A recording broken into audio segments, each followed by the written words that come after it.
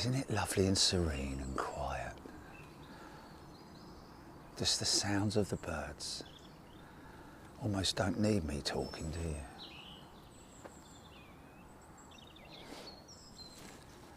Morning folks, how you doing? Sunday morning. There's a song there. Sunday morning,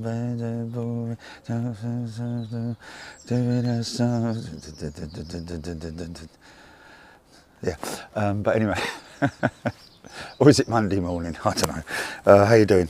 You all well? Were you sitting up in bed, having a cup of coffee, taking the dog for a walk around the bed? Very high clouds here. This is base station 1 basically, folks. Le Jardin, and yeah, birds have been fed, the cat's been fed, he's off out on paw patrol.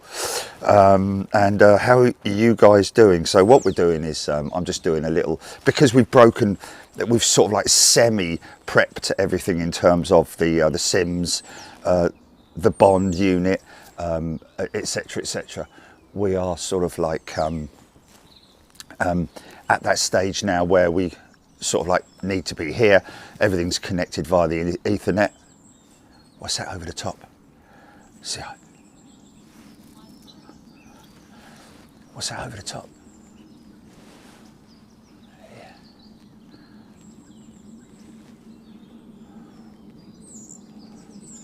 He's coming from the west.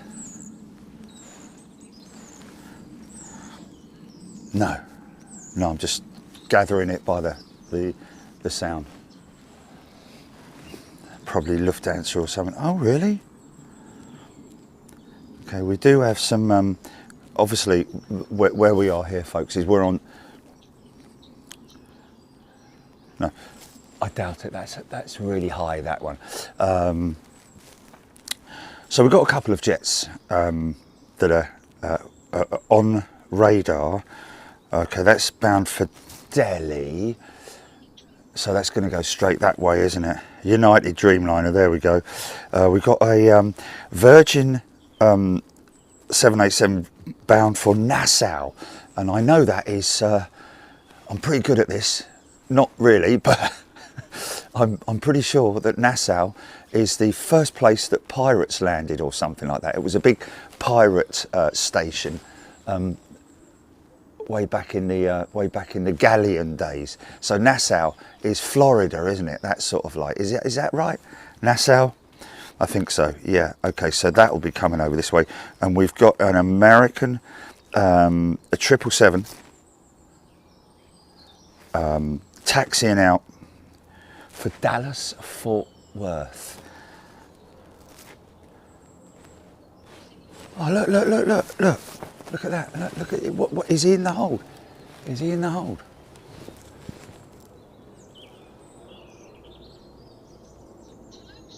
He's from Toulouse, is it? The early morning flight from Toulouse, blimey. So that's... No, don't rain. Oh, Nassau is in the Bahamas, okay, so... Am I sort of like semi right there? Am I in the right sort of ballpark in terms of... Yeah. Okay, let's jump on a few comments. Good day, folks.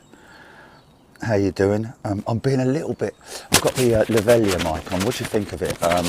We're literally trying it because I can go all the way down here.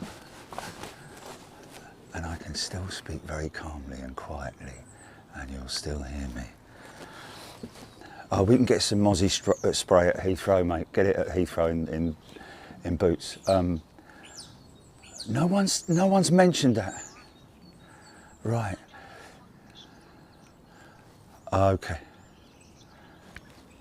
Okay, fair enough. Because somebody said that about Anchorage, and I didn't see a single Mozzie. They must have all been on holiday or something. Yeah, they were size of Jack Russells, but yeah, let's just... Aviator is a brand new member. Now, is Aviator an ex-Aviator or is that a cool sort of like Aviator? But anyway, a very warm welcome to you, my friend. Going to be joining us down there in Sydney. Lots of people, Peter Room, along with all so many other people who are sort of like excited to welcome us out there in Sydney. What I'm most sort of like, is he coming round again, is he? Wow.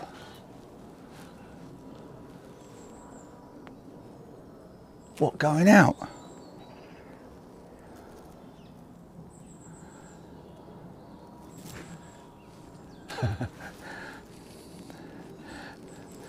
Mr. Puskas. Oh, there it is there. Yeah.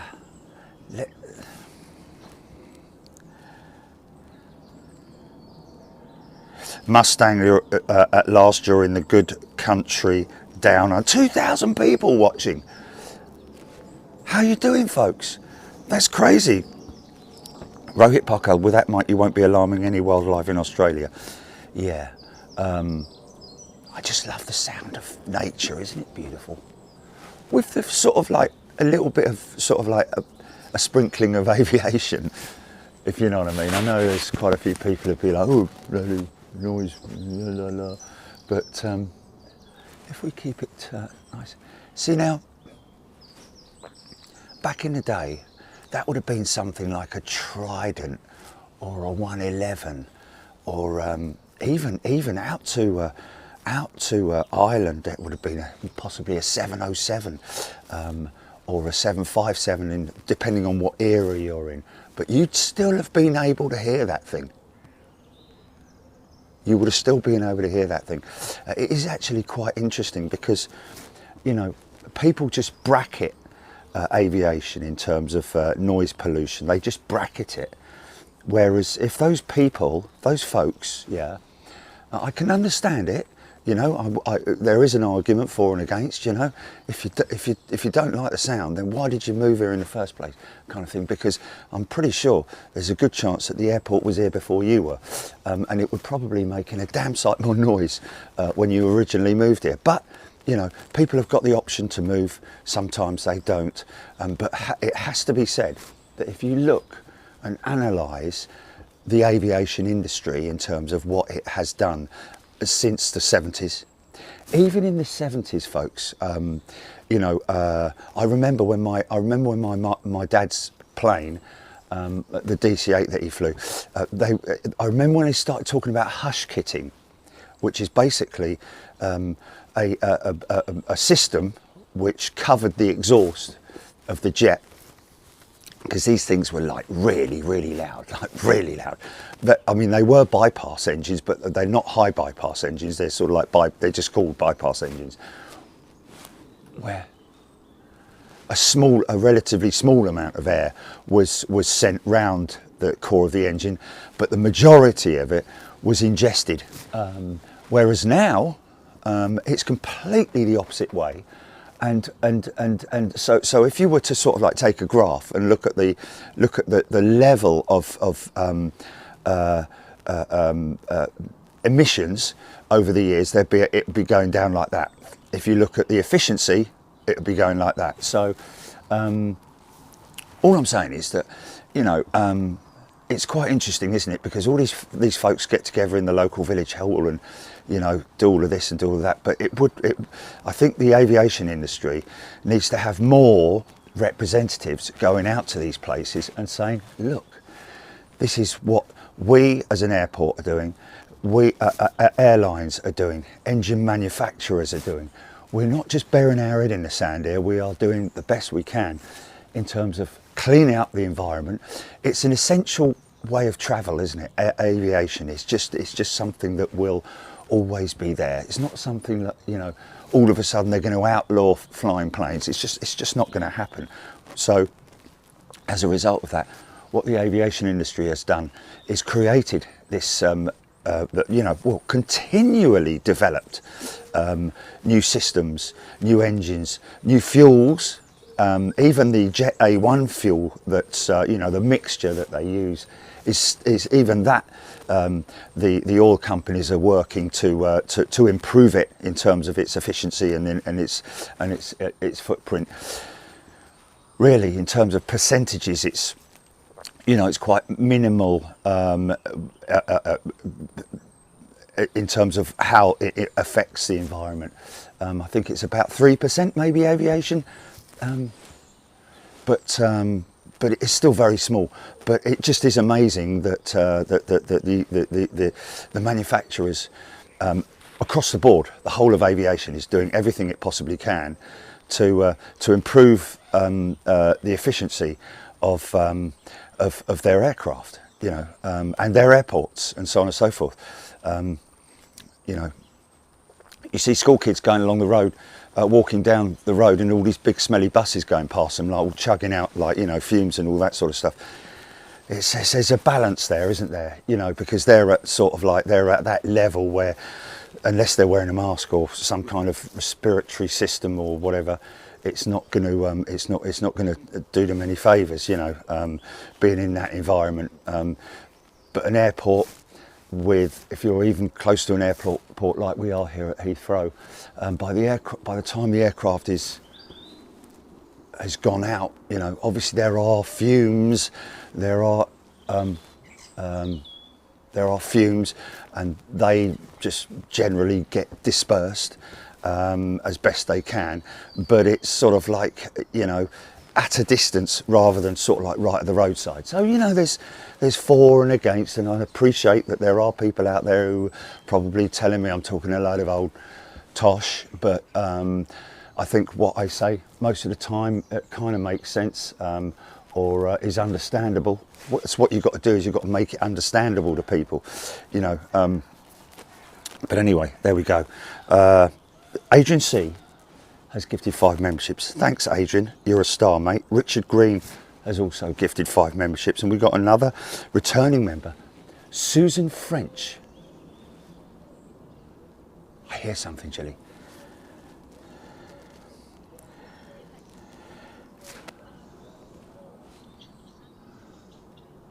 Oh, is it? Oh, he's going to be above the clouds then. Up above the streets and houses.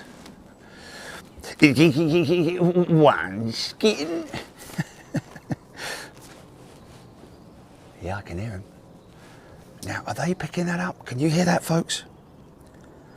Soti flown Singapore Eco many times. It's really comfortable and they look after you well. We are quite lucky. Well, we're not quite lucky, but we sort of like do plan ahead as best we can. Of course, Jilly's obviously, you know, mega excited. 1 day, 2 days, 3 days. It's like this thing on the wall, like with all these lines across. You know. Okay, 23 hours to go. But anyway, yeah, I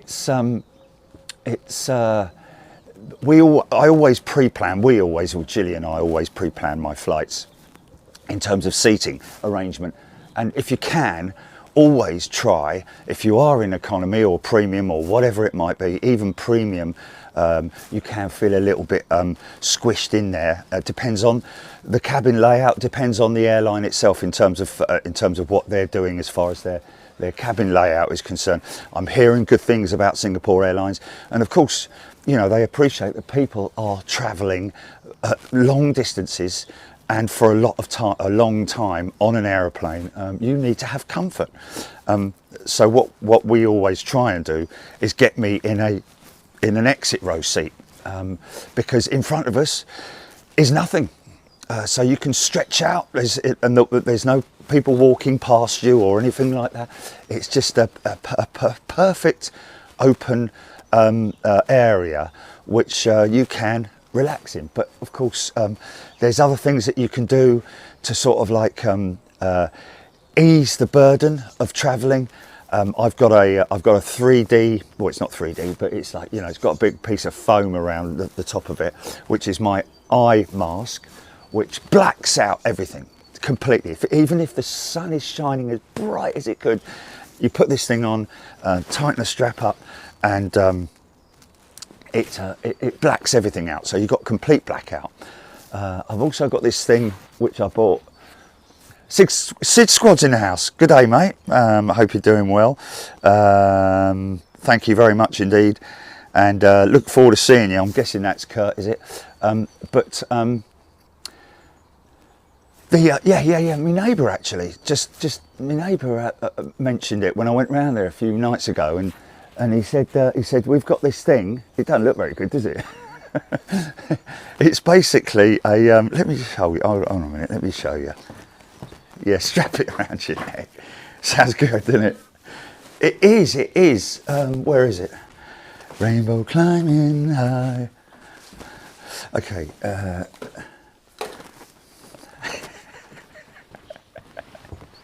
So I've got my slippers, my little slip-ons, because you know your feet swell up, they expand. Oh, it's Tim, is it? Sorry, Tim. Looking forward to seeing you, mate. And thank you in advance. I really have to say, on behalf again of myself and Jilly and all of Big Jet TV's viewers and subscribers and members, thank you so much for offering to show us around the place. Because obviously, the big thing when you're travelling overseas is location in terms of getting to places, knowing how to get there. Waze is a fantastic thing. It does give you the option of being able to sort of like pinpoint a position on the map, and then it will take you there. But there's nothing like somebody coming out there and showing you where exactly how to get somewhere, and where the positions are to park, etc., etc. It's just always really happy, really helpful. So this is me. Obviously, I've got two of these. Hello. But these are like cheap. They're a tenner. But put them on. Take your shoes off. Put them in the overheads or under the seat in front of you, and run a pair of these. They're nicely padded inside, and they just make things comfortable. People might say, "Oh yeah, but I just wear my socks." Well, you don't really want to go in the toilets when you know we've only got your socks on. Yeah. So that's that.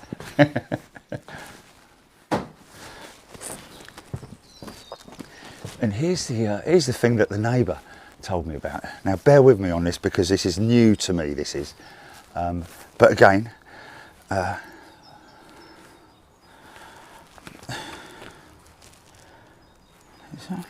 there we go. Okay, so.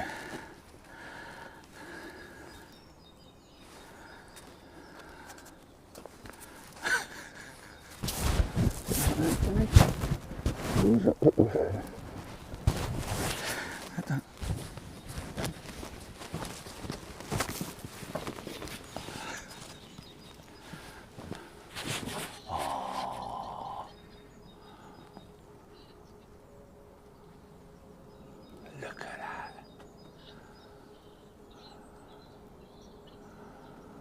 That's a Nassau bound jet.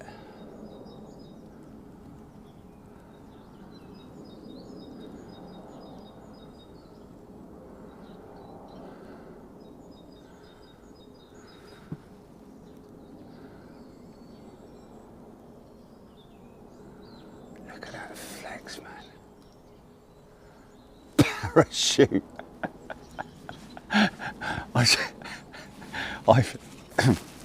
There is a method to putting it on, but nice. There is a method to putting it on. So basically, what it is to stop you from doing that. It does that. So you put it in there, you lock it in there like that, and then you can just lean on it.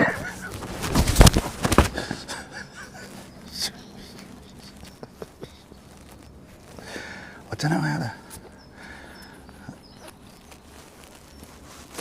Okay, so that's obviously the outside, isn't it?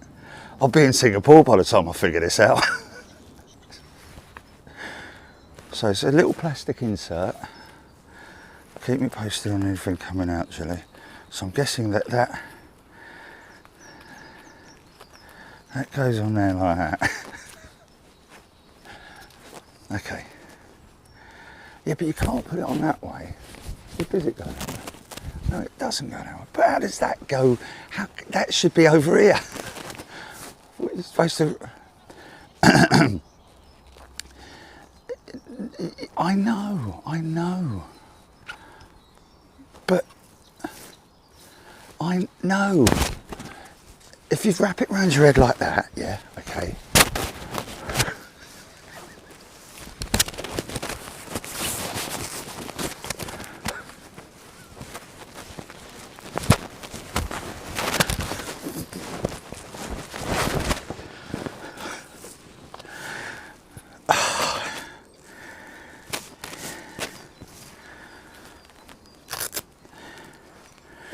So that must be the outside then.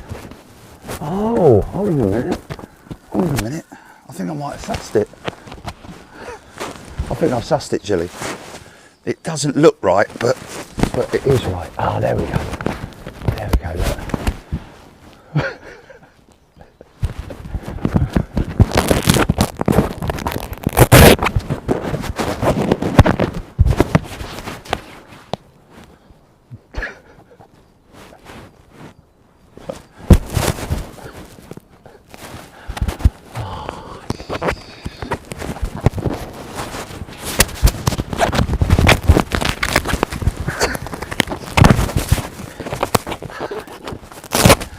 Sake. Well, I'm sure they are great, but once you get used to using them anyway, whatever. What's this? What's this?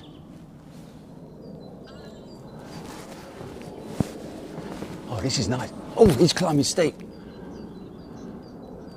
Oh, 767, eh?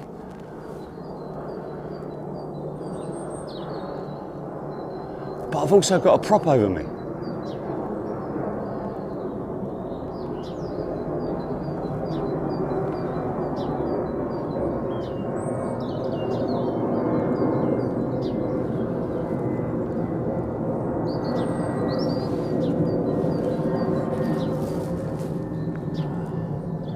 Look at the birdies. Okay. I definitely wouldn't put my name down for being a presenter on yeah, on the QF channel or whatever it's called. Okay. UK Kiwi Bird, speed it up and put it to music. Keep me posted on stuff coming out, GP. Captain Jerry Donnelly, mirrors. Nicola Austin, leave it at home. Not worth the hassle. I'm sure it will be worth the hassle. Yeah, make yourself, get yourself prepped. You can buy online. You can buy these gummies that help you sleep, sort of like just calm you. So it might be worth taking a few of them with you. Obviously, not taking a few of them.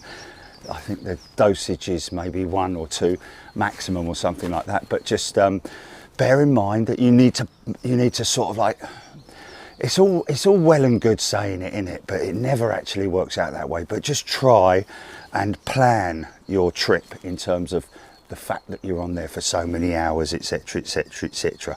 Gary Sibthorpe, we fly back to UK tomorrow from Perth, Western Australia.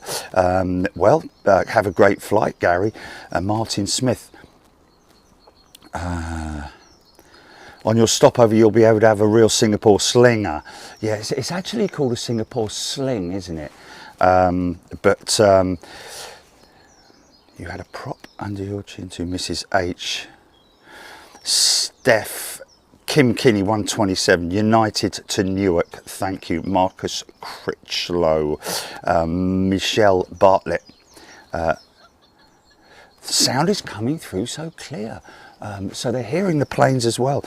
Sean DFW, TX767 to EWR, Newark. Nathan P. Phil Sky, Carol Smith. I have a vibrating neck wrap. Interesting. Aidan Campbell, Watters. Gilly's decided to go Miami instead. Morris Bruns.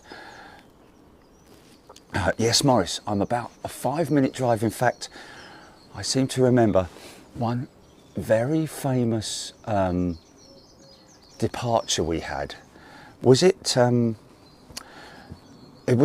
Rawlings, Gilly? No. Was it Stu, the Virgin? He was flying out, ex-Virgin 747, flying out on the ATS 747, wasn't it? And he was coming in. Was it?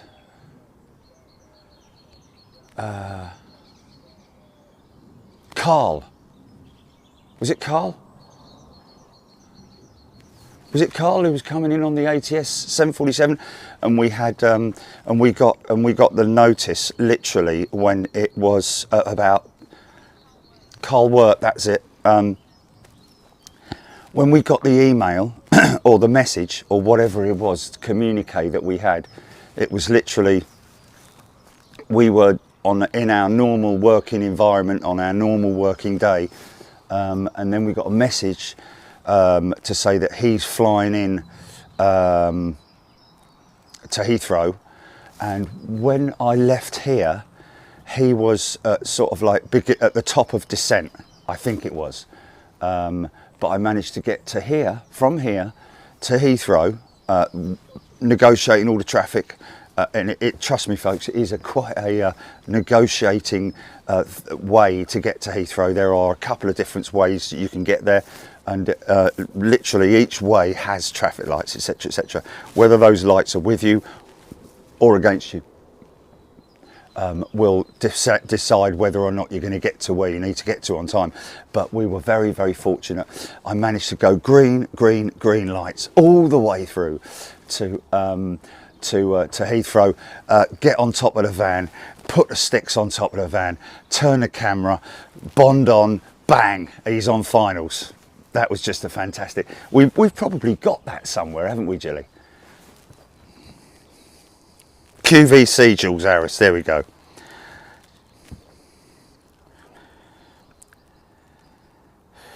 Chandabus, sorry we saw the pin post. We flew 319 to Singapore, then on to Christchurch back last October. Try and get a Singapore Airlines on the flight. Just ask the crew. Try to get a Singapore Airlines Bear on the flight. There we go. Well, the one thing I am going to do, folks, is we're going to try, and it's the first time we're really going to do this in terms of documenting it. And that is to try and document the journey, basically, and we'll just have to see how it goes. The one big concern for me is the fact that you have to consider other people when you start filming stuff, and other people are in the shot. There's a very good possibility that they don't want to be in the shot, so you have to consider that quite carefully when you're obviously, it's a lot easier when you're doing post-production, and that's what we're going to do. We're just going to document it, and I'm probably going to cut faces out or fuzz faces out, all that kind of thing. But it is literally a case of all nice and happy, and here we are, blah blah blah, at Heathrow, and we're getting on the plane, and there she is, and isn't it fantastic? Oh look, here's our seat. Isn't it fantastic? La di da di da. Get to Singapore. Hello. Right, okay, a little bit tired, but mind you, if we plan it well enough, it might not be the case. I think Gilly's going to be excited all the way, to be honest with you. When we went to Miami, I'm not joking now. When we went to Miami, as soon as we departed, you know, as soon as we climb out, they bring around the food and all that sort of thing. Gilly's straight on the screen, you know, with the satellite picture of the plane going across the earth like that. I can watch that for sort of like, I can look at that as a reference for about 2 seconds if I'm doing something, or, you know, and I'll just click on it, satellite image, okay, there it is, okay, there we are, we're halfway across the Atlantic, okay, that's fine, turn it off, go and do something else. Gilly's like, all the way, every time I woke up, Gilly's, just Fantastic. Watch the whole thing right the way across the earth like that. Brilliant. Yes, we are going to Miami. We're not going somewhere else. Don't worry about it. But anyway, there we go. Did I give Peter Nelson a shout out? Thanks, Peter. He's just dropped in 5 Big Jet TV memberships. Thank you, my friend. Dave Carr, The Gadget Show, Nick Gray, QRH, Echo 6 Bravo, Big Al's plane, 5-year-old on a plane. Yeah, I'm probably miles behind here, folks.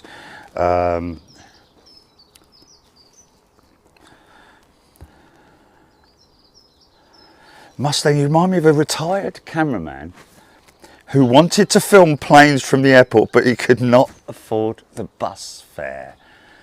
Couldn't afford the bus fare. Interesting. Well, did he have a little cine camera, or did he have a massive, great big sort of like rig that he had to take with him? Or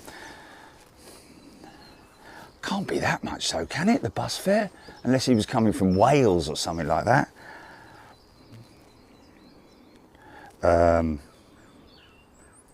East Anglian. Yeah, there's a lot of different options for the old for the gummies, but these are sleep helpers or whatever they are. I don't know. Aidan Campbell, I bring at least 5 books for a 9-hour flight. Flipping heck, that's insane. 5 books. But you know what is the best thing for me to go to sleep is start reading a book. Because by the end of about the 2nd page, I'm done, I'm gone. I'm like, that's it. Ty, thank you, Ty. He's gifted 5 memberships, thank you, my friend. And David James is a brand new member. Welcome, David, good to see you here. And we will work out what we're gonna do. Again, I have to say, it is all down to you, members, in terms of what we put out for free view, because obviously there are lots and lots of our Aussie friends down there who are not first class members, and we can't really go to Australia and not put a free view out for the Aussie audience, because it just makes sense, doesn't it? But at the same time, always appreciating, and this is discussions that we always have, me and Jilly. It's like, you know, the first and foremost in our minds, the most important thing for us is the members, because you guys are just the most important things to us, because you are the foundations of Big Jet TV. Whether you're somebody like Peter Room, for example, who's been waiting for. He's been waiting for what, 6 years or 7 years or something. He's probably been asking. I think he gave up asking, "Are you coming down to Australia?" Didn't he? But at least we've done it. We've finally done it, and it was literally a decision like that as well. It wasn't like, you know, like thinking of it, planning it, all that kind of thing. Let's just do it, man. Let's just do it. And I think Sid Squad was quite a big factor in that whole thing as well, in terms of how cool they are, and how much they are into their aviation. It's interesting, isn't it, that, you know, there are some people jumping on the live stream and aviation bandwagon, but it's sometimes a little bit unclear as to their MO, you know, whether it's for money or what, I don't know. But you know, the fact that we're able to run this business as a business, but also at the same time, what's most important for me is my passion and what I bring to you folks, with my knowledge of aviation, albeit minuscule compared to a lot of people. But I think the numbers and the figures speak for themselves, especially when you've got pilots. You know, like we have so many pilots getting involved. What's that? What's that coming out, Julie? Is there something coming out? I can hear something. Come on, mate. Nice and low, son. Nice and low. Oh, are they climbing out?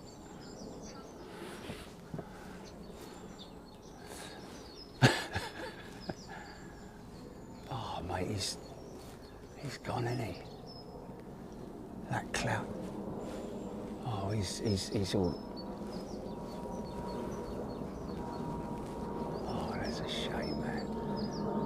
bleeding... Oh, there it is.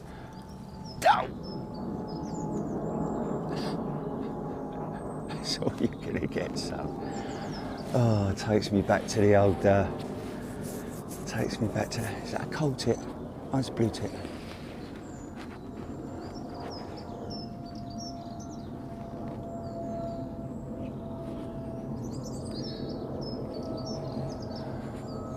Believe it or not, folks, I have probably got the fussiest. Oh, bleeding starlings. He's a naughty fella. Look, they wreck it, don't they? That's why they empty that. They'll empty it in that. I've got the fussiest. I had to put all the other fat balls on the floor and crush them up because they don't. Didn't like those fat balls. I had to go and buy them. Look, fussy bleeding. Can you believe it? Fussy birds. No, I don't like that one. I'm not going to eat it. Put those ones in a fat ball container, man, and they just leave it. It's just no. Anyway, whatever. Okay. American to Dallas Fort Worth, GV Jazz. Thank you, GV Jazz. Sean DFW, 777-300 ER. Yeah, we were talking about the old that 777. I don't know if anything's come out about that, but what is interesting? Oh, do they? Do they? Oh wow! So SID Squad work at the airport. How cool is that, man? Something over the top. I want to know if that mic can pick it up. Eastbound. Air France 350.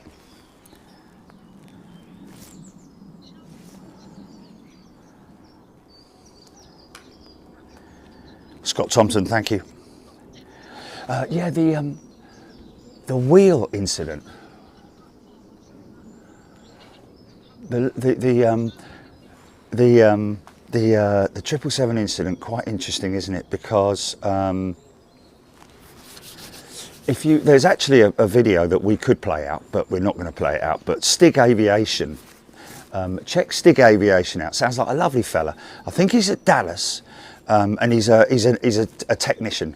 Works on all aircraft from 320s up to 777s, and is with them with American Airlines. I thought he was at DFW. Okay, but anyway. Yeah, so he does some very informative technical videos about, you know, whatever it might be that he's working on that particular day, whether it's a maintenance check or what. But one thing that he did do was a brake replacement on a 777, but that's a separate thing altogether. But the removal of the wheel on a 777, or most of these modern jets, is there's two elements to the wheel hub. Sorry, the wheel itself. Wheel, not the tyre, but the wheel. Okay. So it comes in two halves like that, and those two halves have a. Oh, Stig is at LAX, right? Okay. But basically, the wheel unit itself has a ring of nuts that you'll see, or bolts, which you'll see on most major big articulated trucks as well. The big trucks have it's just easier to change the tyre that way, because you don't want to be sort of like, these things are so big you can't put them on a, you know, one of those rotating tables that they put the Jimmy under. Oh. It's too flipping high. This cloud. Okay, Stig is at LAX, right? Okay. But anyway, yeah, and he's gone. I can hear it, but can he see it? This cloud base needs to might get a little bit of it. Why couldn't we?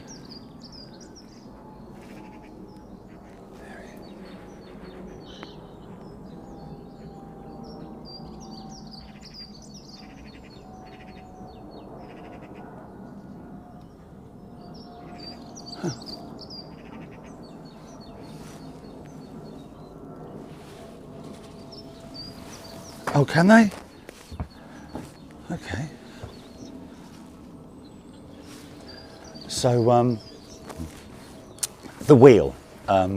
So the wheel assembly itself is it's basically made up of 3 elements: the 2 halves and the tyre. So to change the tyre, what they will do is they will remove the entire wheel assembly, take that back to the stores or to the maintenance section. That will then be split, and it just makes it easier. You just remove the tyre, put the new tyre over the other side, feed the other piece onto it, and bolt the 2 halves together. That is how they change the tyre on a big aeroplane like that. But along with other ancillary pieces like your pressure sensors, sometimes the fan cooling unit, the brake cooling unit, which is a central hub assembly fan, which blows cold air through and into the brake system. Some operators have them, some don't. But in order to remove the wheel, it is literally a central nut which is about that big. It's a massive, great big thing. And you do need a giant sized torque wrench, which is massive, to remove it. So I think that all I can think is that because remember, this is going on to a threaded, this is being threaded on. So there's some of us amongst us who don't understand what cross-threading is.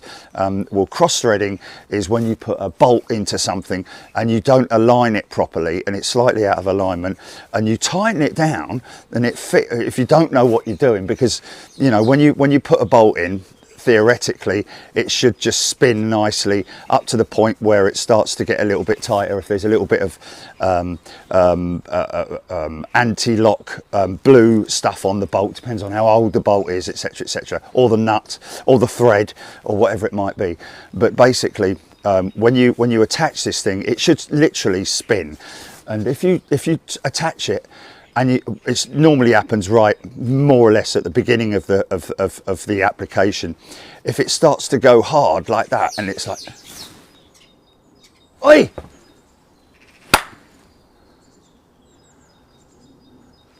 Talking here. You there, Julie? Oh,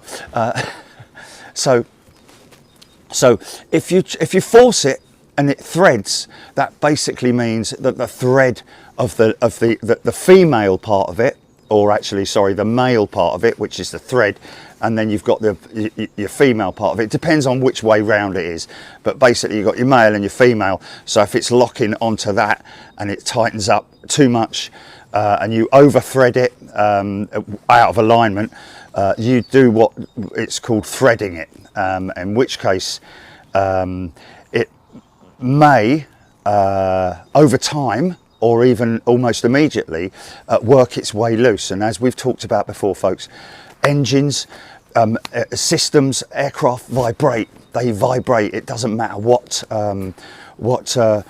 you do. An aircraft will always vibrate, even though you don't feel it. There are these, sometimes when you're flying an aircraft, sometimes there's an imbalance in the engine, and you can get that, and it comes in stages like that, sort of like all the way across.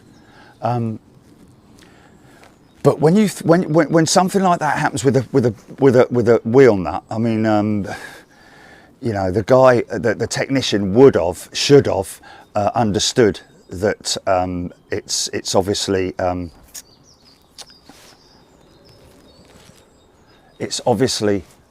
it's on there, and it's covered as well. The nut, it's not exposed, it's covered.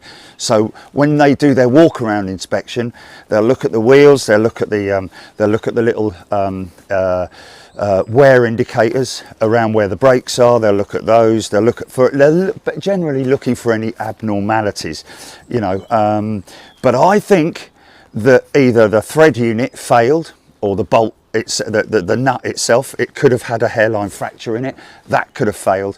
But for the wheel to literally just come off like that, and as you saw the pictures of it, it still had the stud assembly in it and all that kind of stuff. So that wasn't the issue. That the wheel assembly and the tyre were all as one when it came off the aircraft. So it sounds to me, most definitely, that it was either a failure of the thread unit or the bolt or the nut itself. And that is not a Boeing thing, folks. That's not a Boeing thing. It is just purely down to maintenance, whether it was, and not only that, but it may have been something that even the technician couldn't see. A hairline fracture in that big nut that they put on, and trust me, it is big.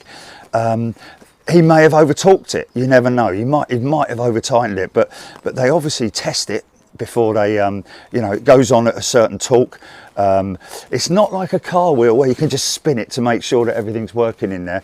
But although I'm guessing that there's some, whether there's a little bit of movement in there, I don't know. But if it's loose and wobbling around, then obviously there's something wrong. But because it's not on its studs properly, because there are probably some alignment studs for the wheel unit to make sure that the wheel is completely aligned.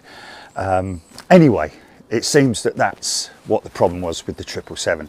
Has anyone come up with any more information on that? Let's have a little look. Mark Gower, sound is perfect. Deborah Davies.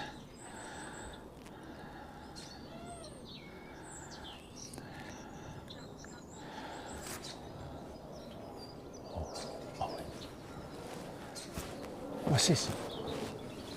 Yeah, that is really interesting. Oh, it's JetBlue. He's up above the streets and houses. He's gone. Well, I'm just going to follow it with audio.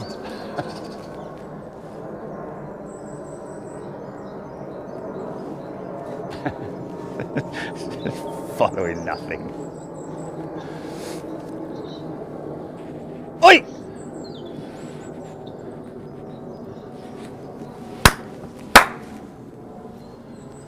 For the little birdies. See now, look what he's done. He's look. Hold on, mate. Let me just adjust that. Flipping heck. See what the bloody starlings did? Ruin the spring mechanism now.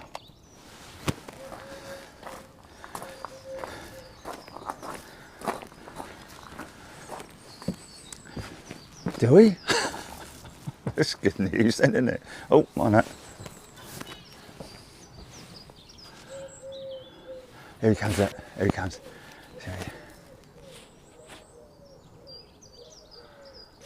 Squeezle. Where's Stig? Where's Stig? He comes with little nuts. Mate told me a joke about something to do with a squirrel. Driving me nuts. Oh, these are great. He's very skilled. Oh, oh, colt it. Look at that, colt it.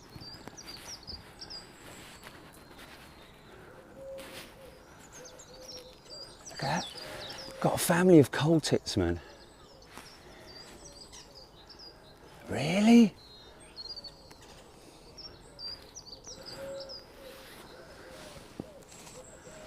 Wow.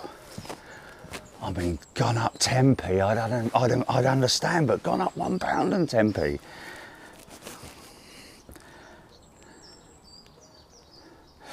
Deborah Robinson. Welcome back, Deborah, to Big Jet TV. J Mank. H, no, Charchie doesn't stalk the squirrels.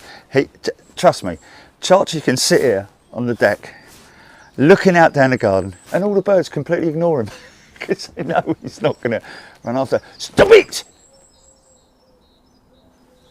Eat me out of flipping house and home, this lot.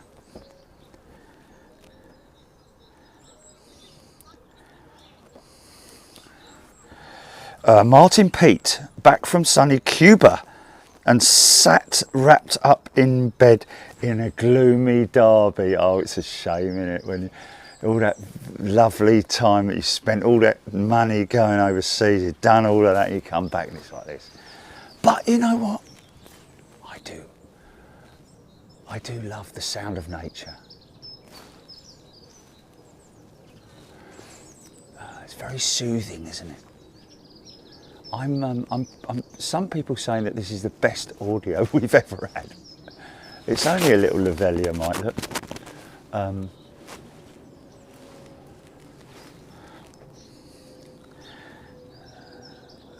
Archie knows that Dreamy's awake. Oh, long-tailed tits, Transporting Kent. Long-tailed tits, but a coal tit. Isn't it a coal tit though, the one with the grey, with the black, and not the yellow and the blue, which is obviously the blue tit, you know? That's nice. Kia saying, awesome channel with a very knowledgeable community.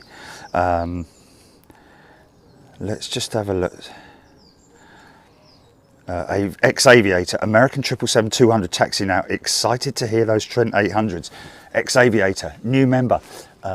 Keep doing that, folks. If you're a new member, do what Ex-Aviator is there. If you've got something on radar you want to let us know, then bring it on, because that's what we like to see. And get involved if you want any questions answered, or if you want to ask a question, or if you want to answer a question, then please do so. So great stuff. And yes, indeed, Trent 800s on the 777-200. I think all of Americans' 777-200s have got the Trent 800s, haven't they? Whereas United use the Pratt & Whitney PW4000s, but also they also use the GE90s, don't they, on the 300s, I think. George is obviously well fed. Kaz, Jerry, Chris Packham, Dyer. See now this is the little communal. I know this is a pretty sort of like, people might think of it as a boring bird, folks, but that sparrow there, they're becoming more and more rare here in the UK. So it's always good to see sparrows. I used to have a very healthy community. What's that over the top? What's that over the top? Military. Military, something military over the top, Julie.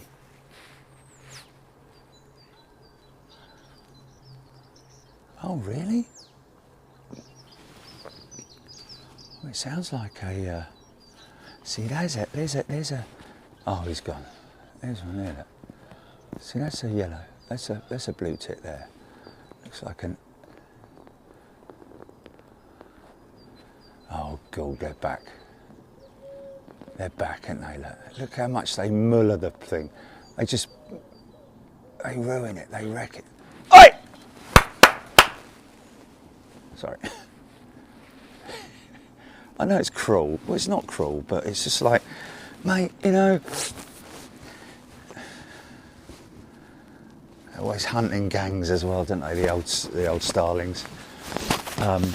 Was it the Harrier jump jet that somebody said was the, or is it the Sparrow? I think it was the Sparrow that the wing of the Harrier jump jet was developed around. Long-tailed tit, GN man. Yes, but okay, it's a long-tailed tit, but is it not a coal tit? Here he is, look. Here he is. I didn't think you were in. I thought you were out, mate. Do you want to say hello? Charge?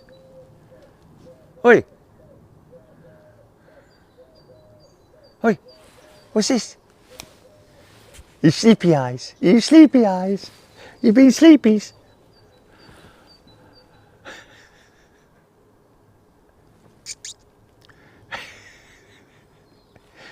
What's this? Just some dreamies. Just some bickies.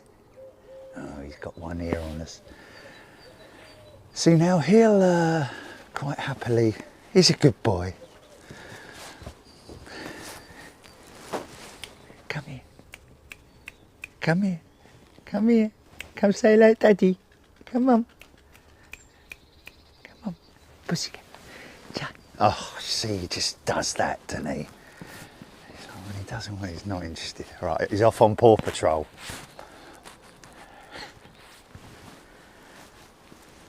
Birds ignore him though. It's a secret little exit down the end of the garden there where he goes next door. Oh, don't start eating those, Charchie.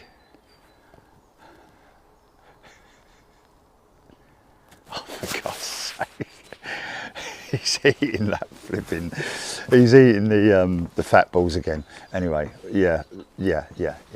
Because you can, basically.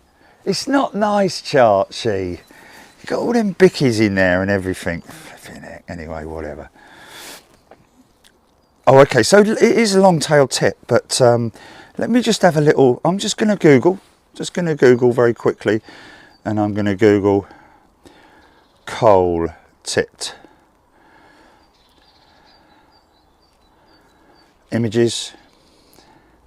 Okay, fair enough. Yeah, no, the coal tit has got the black bonnet, but yeah, you're right. It is just a long-tailed tit. So my apologies. Apologising. I'm sorry, I got it wrong. Anyway, so there we go. Sound is crystal clear. Kedding PJs.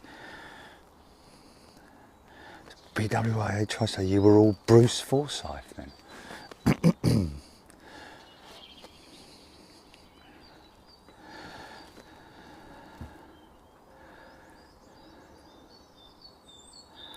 Steph. Mark Rawdin, heading to Heathrow this afternoon. The pickup is checked and booked. Lee Highbury Halls off to Dubai in August. Jerry belated honeymoon, first time on the A380. Wow, Lee, that's going to be brilliant, isn't it? I hope your missus is just as excited about that as you are, because it will be a memorable experience. I mean, obviously, going to Dubai is a fantastic experience, I have to say, like nothing else. Especially when you look out of your window from your hotel, wherever you are, and look down on the, try and get a very room right up at the top, as high up as you can possibly go, then just look down on Dubai. It's just unbelievable. Each building literally has the name of its builder on there. I mean, if that was over in England, it would be like Bob Smith or Harry's Builders or something like that, but over there it's like, you know, all these names in lights, literally, from these investors or whoever it might be that built those complexes. But some amazing stuff to see, and every building is absolutely unique in itself as well. There's not very many instances of there being two towers that are the same, unless they're built as a dual complex. But yeah, amazing place.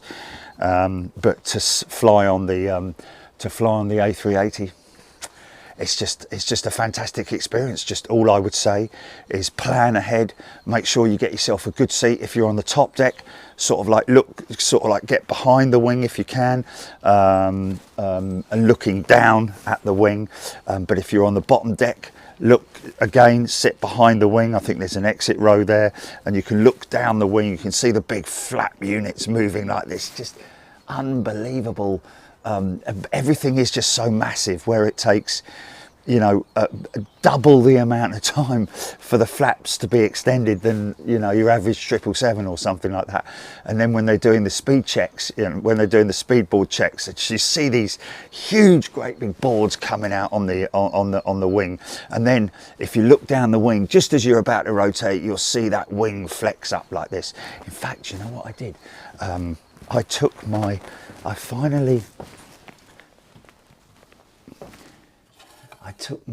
380 model.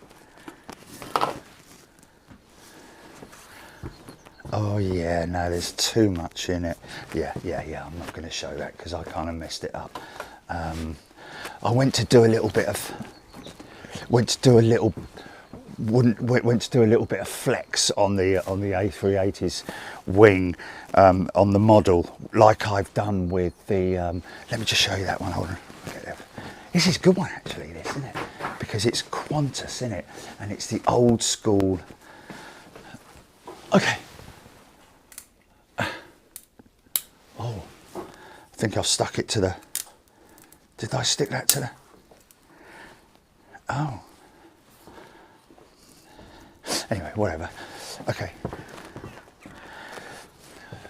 So, when I went down to ARD the other week, he's got this like bargain bin thing with all these plastic bags with these separate with these models in them, and they're obviously very, very old. You know, and they're the sort of things that he takes to these shows with him, and he just puts them out there, 15 quid if you want. You know, but these are obviously very, very old models. Now, this is not a model. This is not a modern model that's been made up in the retro Qantas livery. This is a model that was made at the time, I believe, and isn't that beautiful? The iconic Qantas retro livery. Wouldn't it be great if Qantas did that again? They have obviously had other ones over the years, but what I've done is, because obviously, as you can see, I've burnt the stand there so that I can pitch it up and give it a bit of a sort of like a takeoff angle like that. But as you can see the flex in the wing. Now when I bought this, all I did was I just put a lighter. Be careful, folks, if you're going to do this. If you're a kid, make sure your dad does it, or actually maybe don't do it.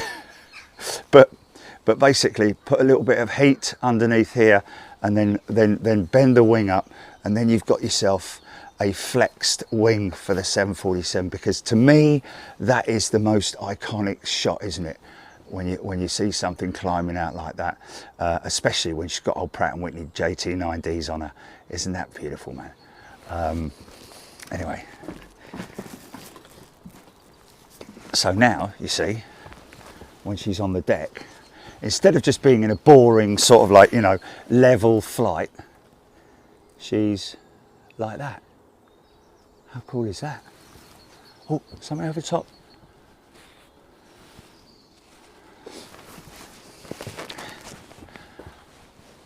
See, the clouds are quite clear. There's a clear patch there.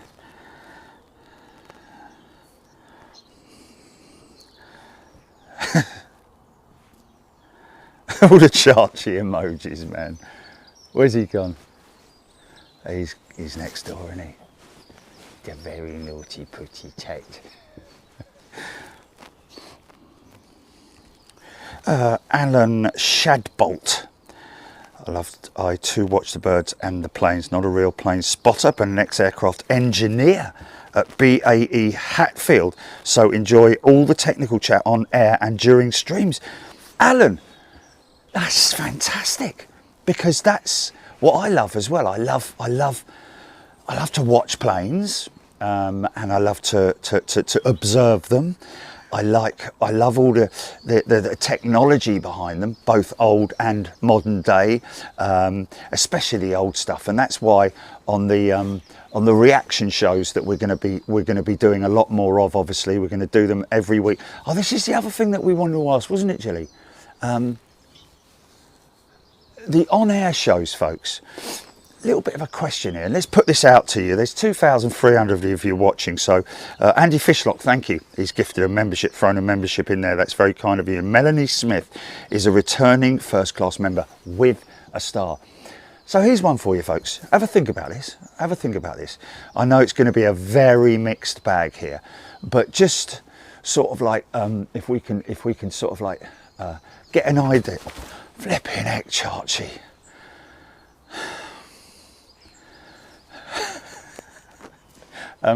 If we can get an idea, what night would you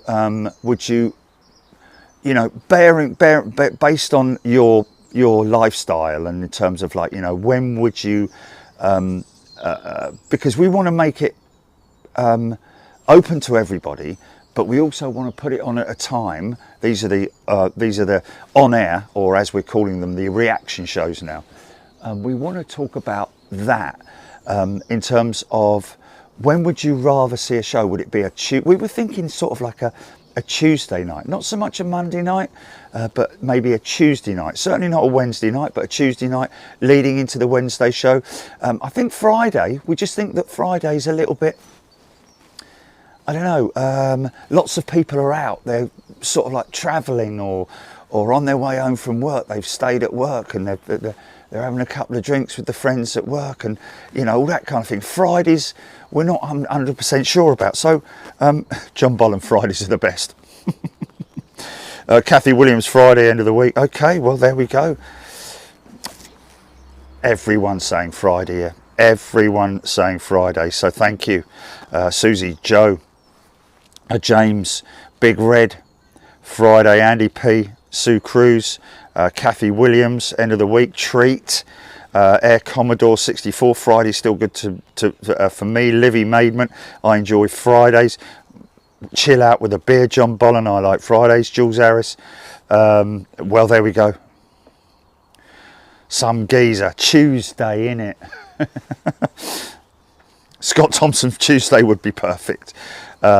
Tuesday or Friday works well. Any night is good, Mrs. H. Oh, okay, Aidan Campbell, Friday nights are not great, to be honest. I'd prefer Tuesdays. I'm asleep usually, so whatever night, a one-armed bandit adventures.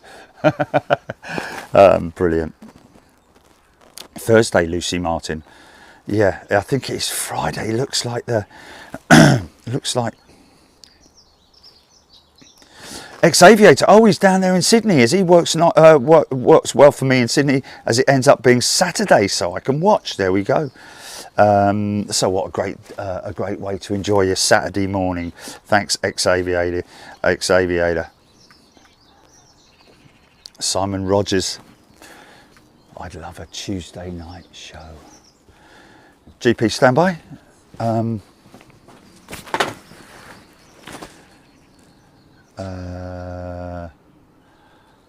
on a minute. What I'm gonna do is, Julie, just stand by. I'm just gonna switch the headset. Stand by. Where's?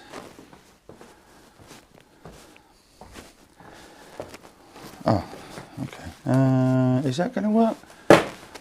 Where did I put the headset? Hold on a minute. What are you doing, Charchie? Yes, I can hear you. Yeah.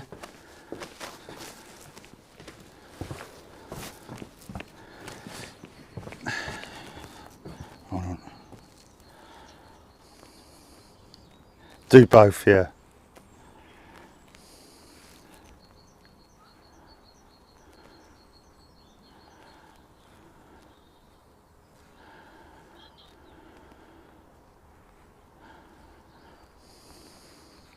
Darts night. Darts night. Oh, okay. Awesome.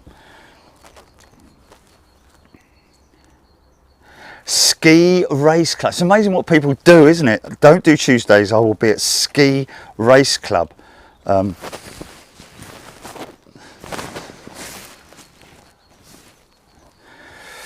Karen Nothnagall, like Fridays too. Looks like Friday. Wadders, Friday is great. Staying in is the new going out. Staying in is the new going out. Yeah, that kind of makes sense, doesn't it? We all get together.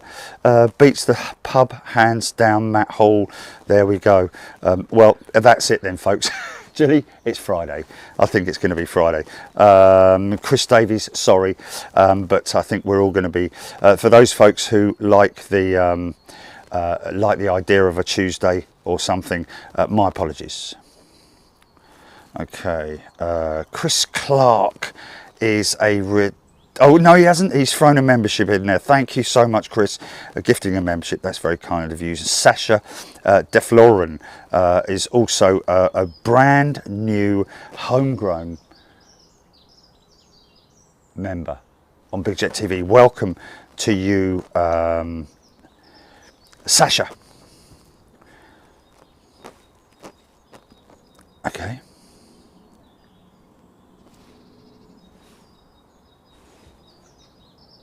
Haven't switched. Have they switched? Have they switched?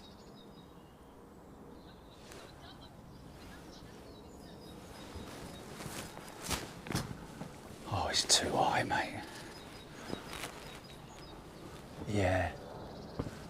Yeah, the cloud bases.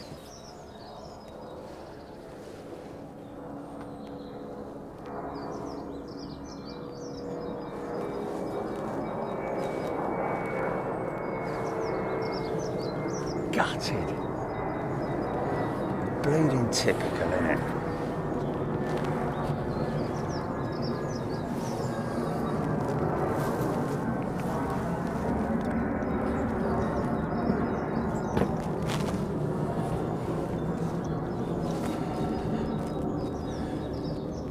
Delta 330, we believe. Martin Coombs has upgraded his membership to first class. G'day, Martin. Dave Carrington has thrown a membership in. Thank you so much, Dave. It's very kind of you. Emma Lothman, that is my cat. Where is he? He's out and about again on Paw Patrol. Oh, look, there's a robin. They're usually very tame, aren't they? The old robins. Oh, he's gone. It's good, isn't it? Okay.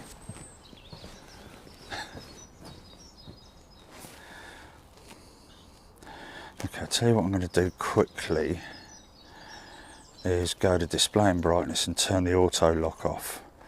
Oh.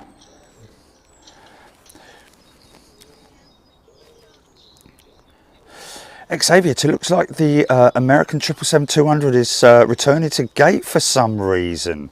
Interesting. Let's just have a little look at that.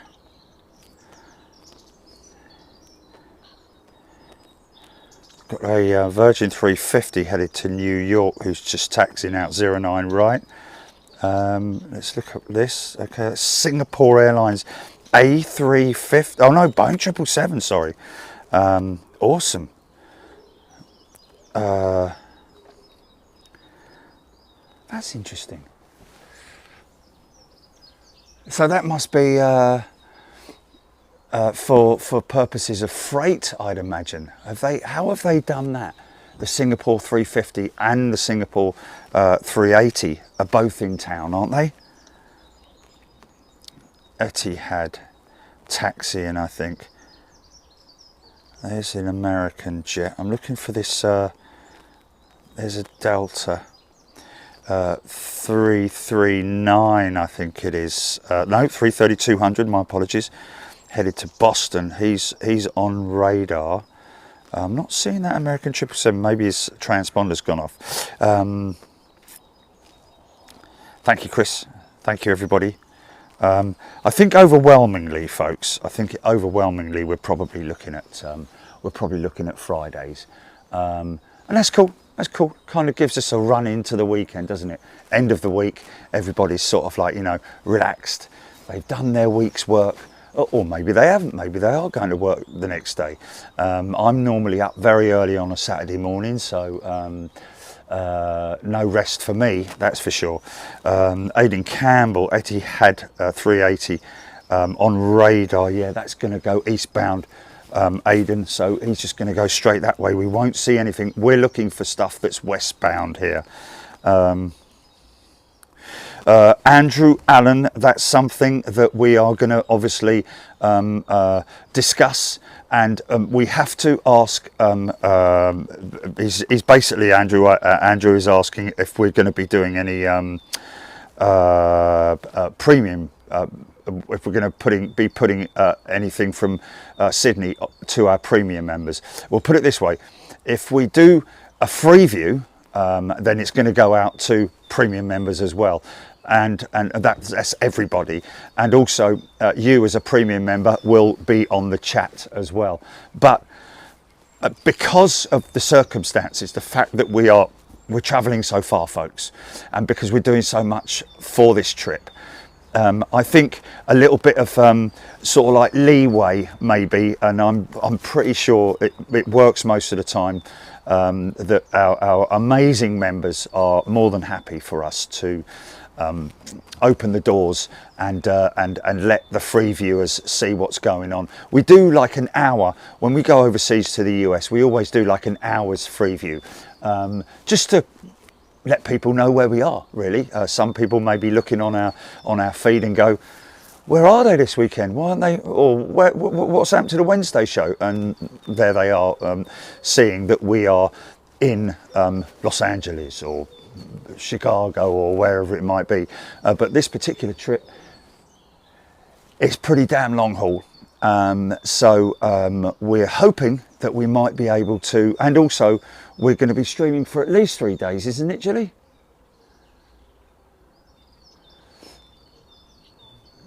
Okay, 3 days with other options as well, but certainly I think a certain element needs to obviously be considered for the Aussie audience, and that would mean opening it up. Yeah, I think Jill is saying that it would be a good idea to do a couple of hours of free view on the Wednesday, just to let people know that we're there, and to say hello to all our Aussie friends and the Australian community, because they've got a bunch of people basically.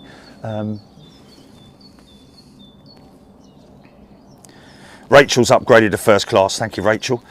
Frank E. Cromer, my brother is flying in tomorrow on SQ318 from Singapore, and you're going out on SQ319. There we go. Mustang, so the phone is about 5 seconds behind the TV with sound and pictures. Yeah, you'll always find that when you're looking on different devices and using different platforms, there'll always be a certain level of lag. Steph has thrown 5 Big Jet TV memberships straight in there. Thank you, Steph. Really appreciate that. That's very kind of you. Kevin Bowden. Dan Dare 146 has also gifted a membership. Saab Turbo. Brilliant. Off to Jamaica next weekend. Clive Clark, can't believe how quick this time has come around.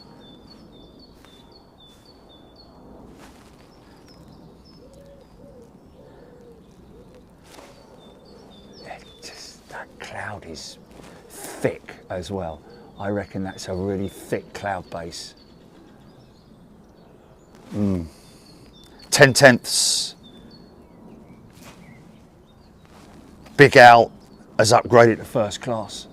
Nice one, Big Al. Good move, thank you.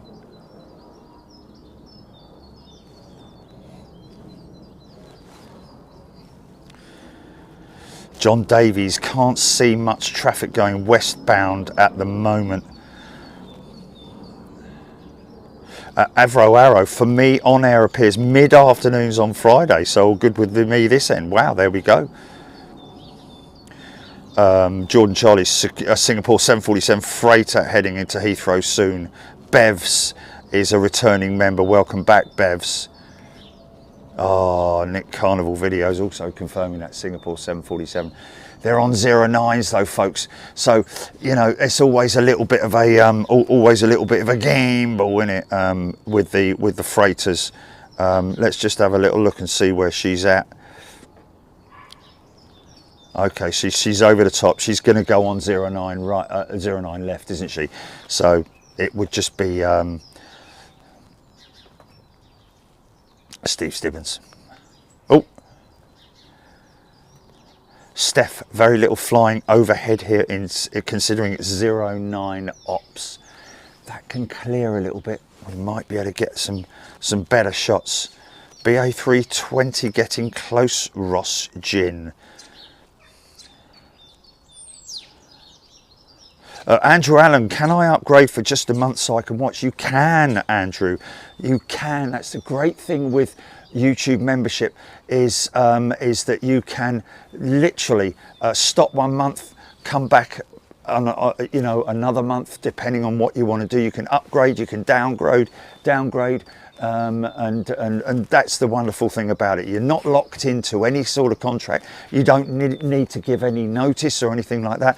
Obviously, if you're halfway through the month and you're going to end it, just make sure you end it before the end of the month, and then you can just come back in, and you never lose your star status, by the way, folks. If you're four striper, or you've got a gold star, or whatever it might be, you will never lose that status, regardless of how many times you're in and out of membership. And lots of people do it, and it's fair enough. Mia has upgraded to first class membership as well. Thank you, Mia. Mark Gower, I live under the flight path for Heathrow in Portsmouth, and on a clear Sunday morning I watch the early American flights go over, and I love it. Yes, Mark, sitting out there, nice cup of coffee or a nice cup of tea. You know, when I was on the range yesterday, just warming up for my game, I looked up, and it's great because you can see all the aircraft in the holding patterns.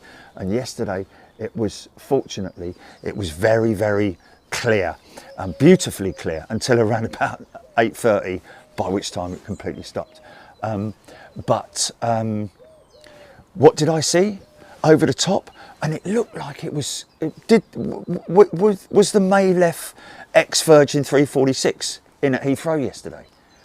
Or did it go somewhere else? Did it maybe go into standstill or something? Because it was in that sort of like hold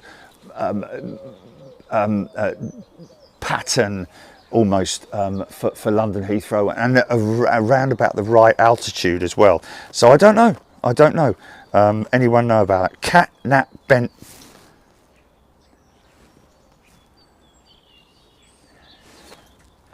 Catnap is a returning member, I think. Brian Stewart, Virgin 350. Marcus Critchlow, SQ319, is just landing in Singapore as we speak. Andy P. Wayne Dyer. Thank you, Wayne. Steph, gifted 5 memberships. I think I got that. Big Al, just upgraded in time for your Oz shows, Jerry. Well worth it, mate. Only pity as you were able to come to Melbourne, but totally understand. Well, Big Al, it's the first of other trips, and I'm guessing that our next trip to Oz will be Melbourne. So that will be the next one on the cards, of course. John Davies, just Sydney only. Yes, John. Purely because it's what? Yeah, he was eating his nuts.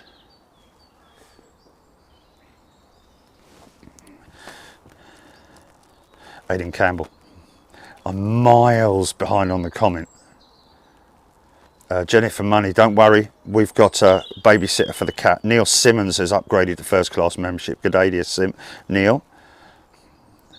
Is it a longer trip airtime wise than going to Anchorage, Martin Smith saying?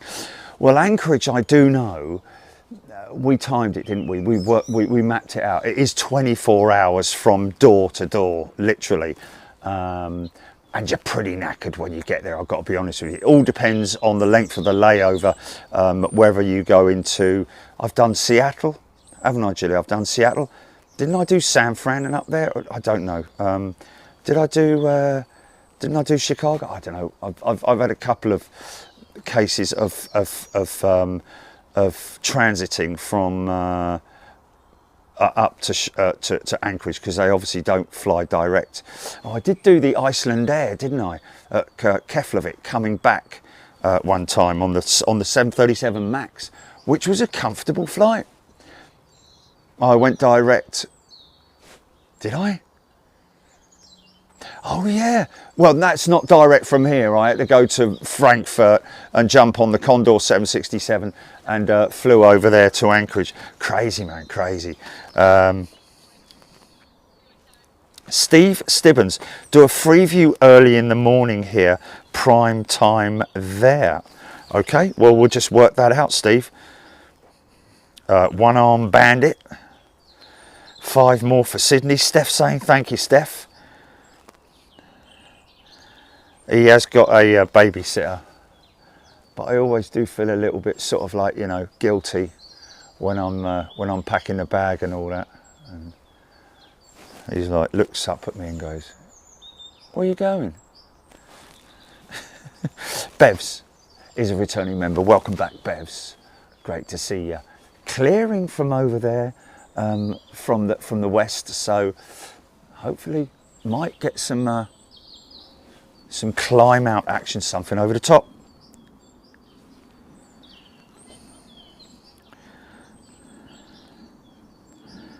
Tim Pierce.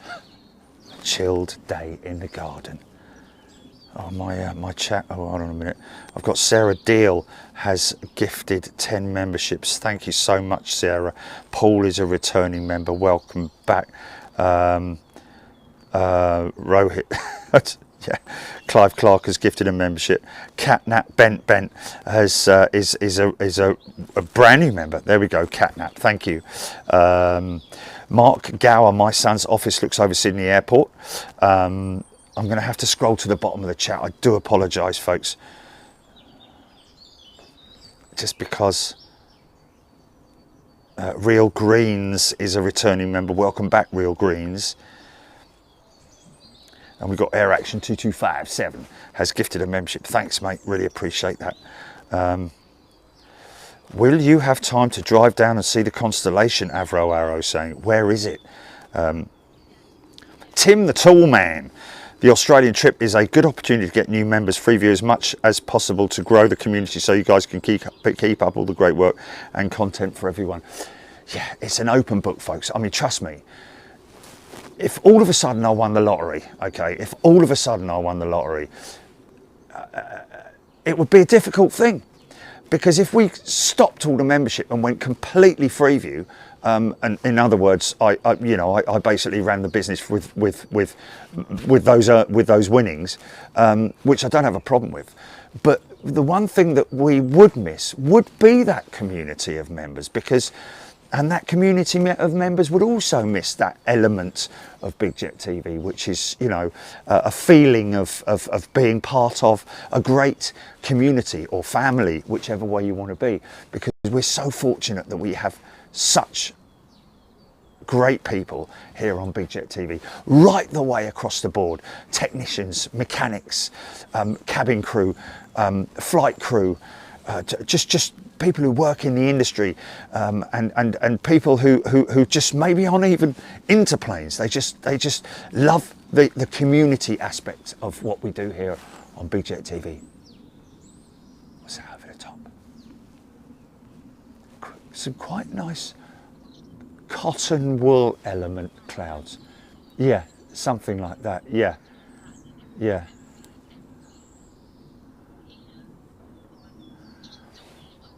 What is that? Is that a bird of prey? I think it is that. Hold on a minute. Or is it a pigeon? No, that's a hawk. It's a hawk, isn't it? Or a buzzard or something. Or is it a pigeon? It's travelling pretty damn fast. Yeah, that's a hawk, isn't it? Wow, he's right over the top. He's right over the top. It looks like he's pining for the fields. You might see him dive all of a sudden, man. He's definitely on the lookout. Sparrow hawk or something like that.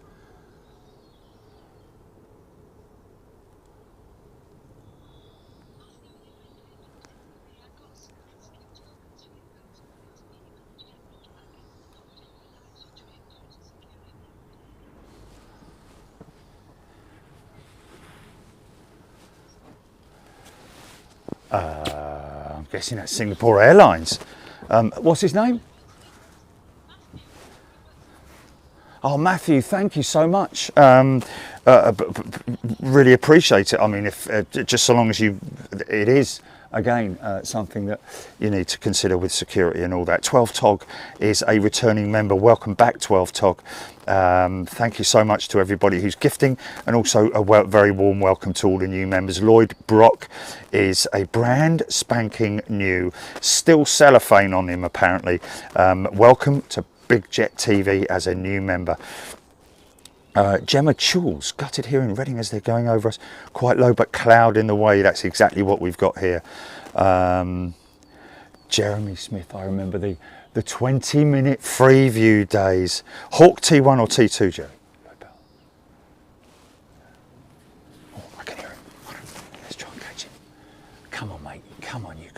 This cloud can't be that. It's quite high, that cloud base now, isn't it? I can hear him, mate. This could be good. I can hear it to my... Oh, there it is.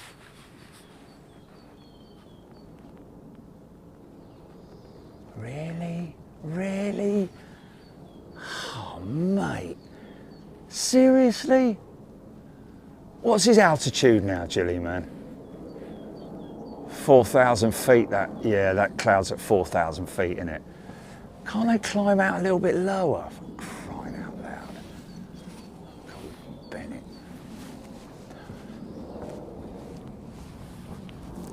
GP, could you do... Should I fire up a coffee here? I think it's probably better to do it that way, isn't it? Can you stand by, folks? I'm just gonna, no, because it just takes so long, and not only that, I'm standing there, only bloke standing on the street going like that. You know, no cars on the road, no nothing anywhere. Bloke standing on the street like this, you know. And the guy's like, I didn't see you. Anyway. Okay, so she's 6 years old, this 380 then. Interesting. Oh. Yes, indeed it did. Oh, that would be good. I wouldn't mind going, hey, you know what? If they sent a Singapore 747 freighter and said, mate, do you want to go on that? I'd be like, 100%, mate, 100%. We'll just go in the crew rest area at the back. We'll shut our mouths and keep quiet. And wow, imagine that, man. Imagine that. Okay.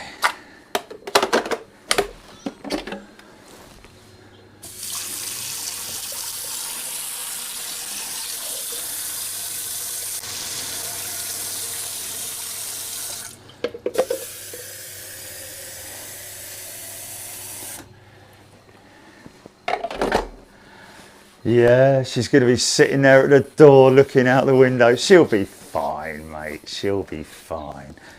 Sorry, folks, just making a cup of coffee.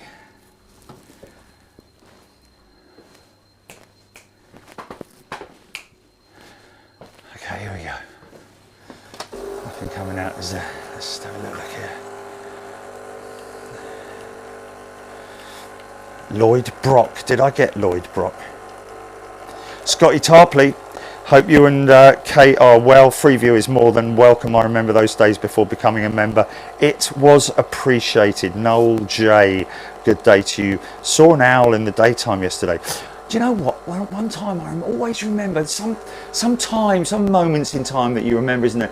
I remember coming off the M3 to join the M25, and sitting on the fence was this ginormous owl, and it was daytime.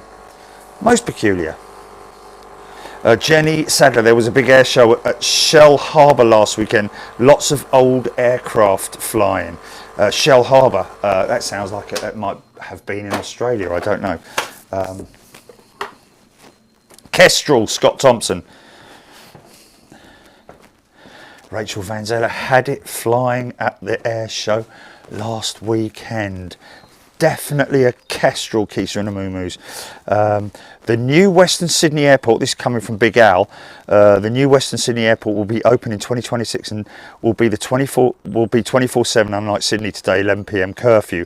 So next time you're back, you could do nights there at, wow, new Western Sydney Airport. Is that to replace the current Sydney Airport, or is that just another airport? Wow, that's a pretty major thing, isn't it? A new international airport. Wow. Early birdie could indeed be a sparrowhawk. Yeah.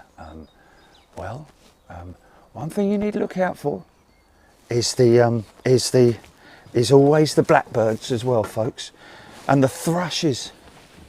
Hello, mate. Oi. Oh. You off then? Funny, ain't they? Don't have to walk. Could walk all the way around here in the nice, you know. walk the normal route, which is just round the tree and over there, but no, he has to go underneath the workbench, make his way out there through there and up through that way. Cats very rarely take a direct line. They'll always walk through, like he walks under my desk. He'll walk all the way through round the corner of my desk, all through the cables and everything like that, rather than just walking straight through. Funny things, aren't they? Peter Room, really quiet today. At home, nothing like when you're in the paddock. Yeah. Do you sleep throughout the flight, Saab Turbo? I like to. I do sleep. Luckily I'm one of those people who can sleep on a flight. But you never. It's a funny one, isn't it? The amount of times that I've gone to sleep on a plane. Not long. Sometimes I'm so tired when I come back from the US.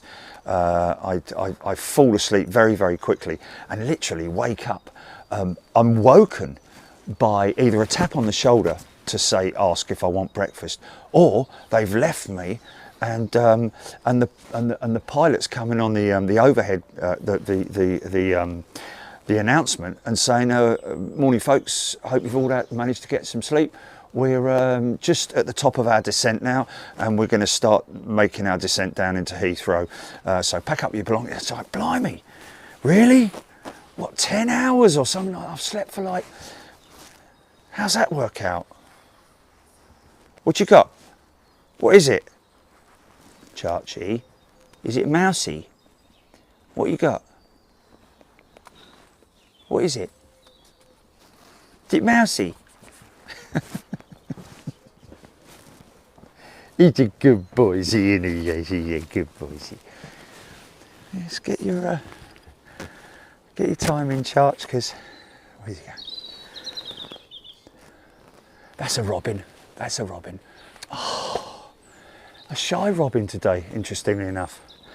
Very distinctive, the robin call. Where'd he do? Where'd he go?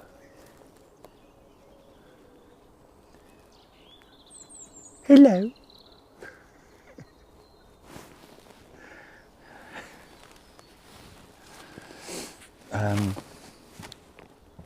Oh, there's something coming out. That's funny, isn't it?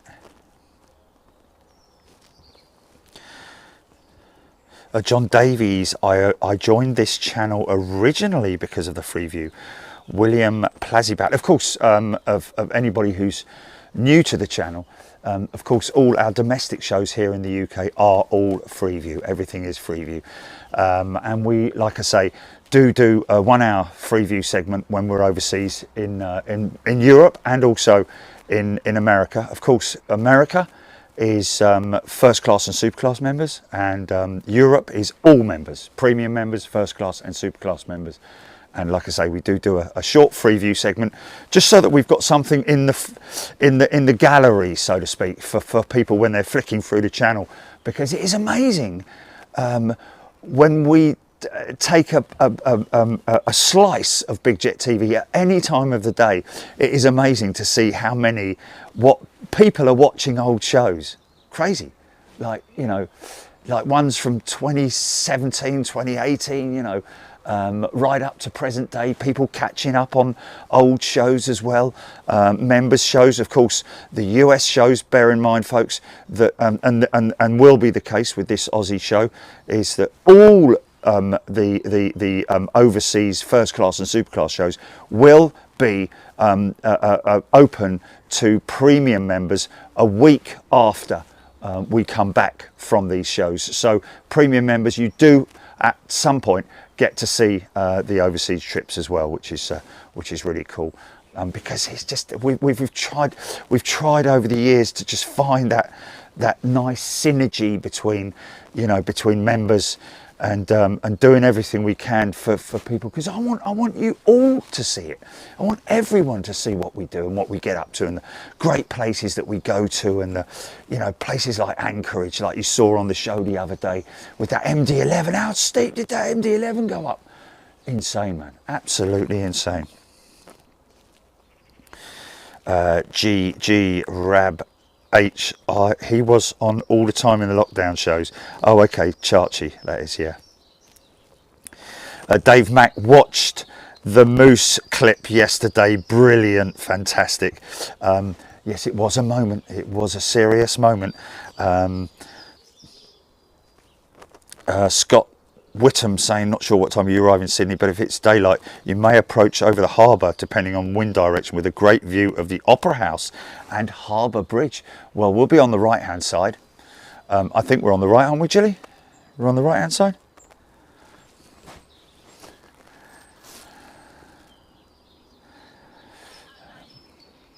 Dave Yesley, thank you. Always catch up on the US shows due to my work schedule at the airport. Wow, what a great place to work. What a great environment to work in, the airport. Especially if you're in a position where you've got sort of like, you know, if you're airside, you know, whatever you might be doing airside, just a great environment to work in, isn't it?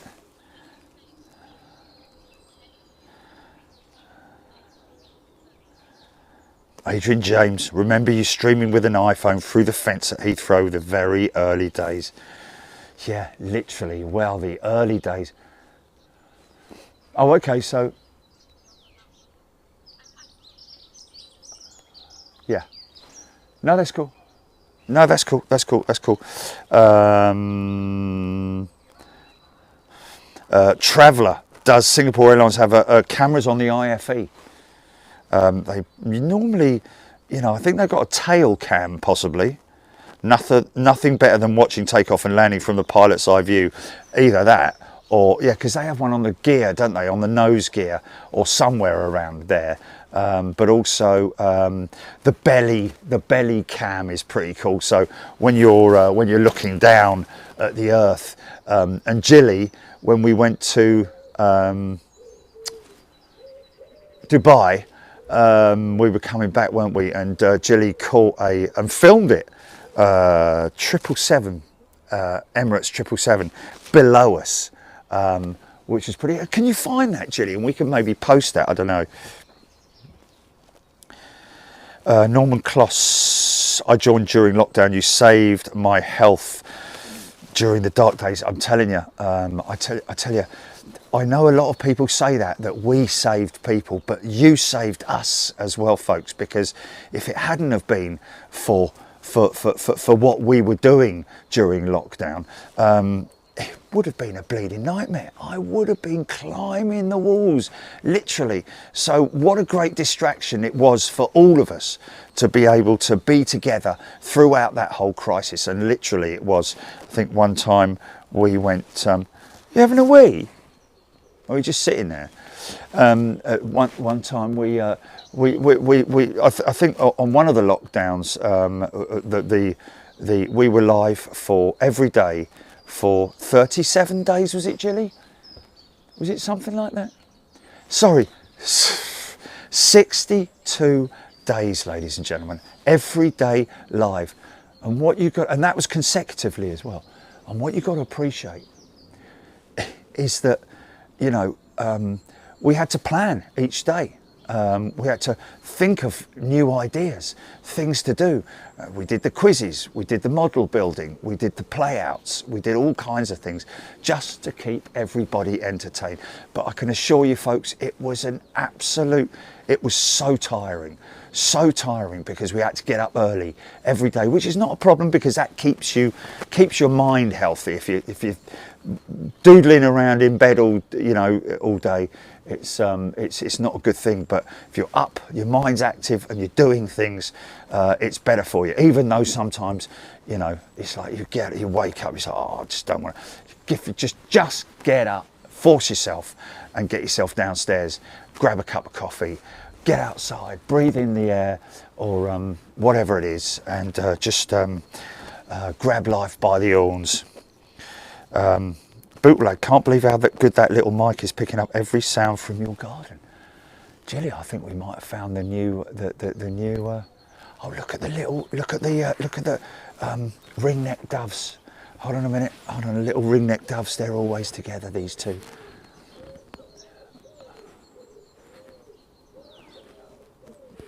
Is it black-collared doves? I think it is. Is it black-collared doves? Where are they, for crying out loud? Oh, there they are.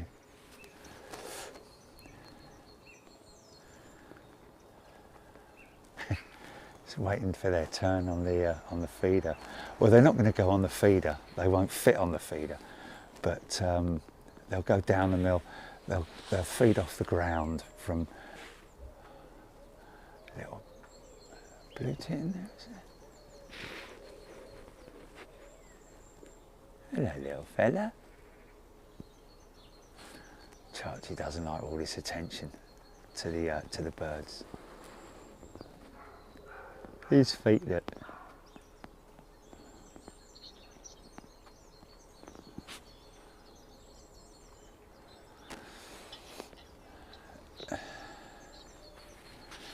Yeah, we didn't have a choice, did we? We didn't have a choice. We just had to do what we had to do and get on with it.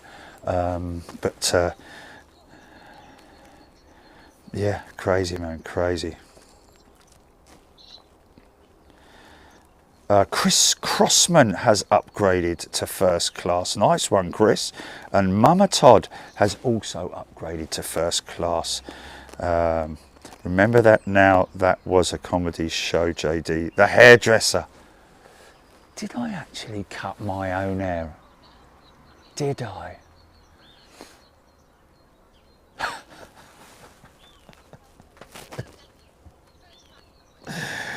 Peter Room, yeah, JD, the hairdresser, yeah.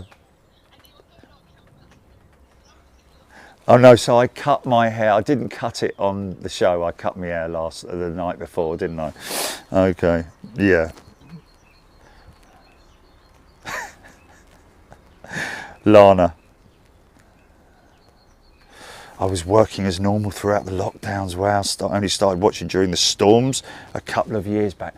So interesting, isn't it, that I get a lot of people come up to me and they're like, you know, hey Jerry, how you doing? Or they're with their kid, like I did the other day yesterday, I think it was, or the other day, I think it was yesterday. It was yesterday.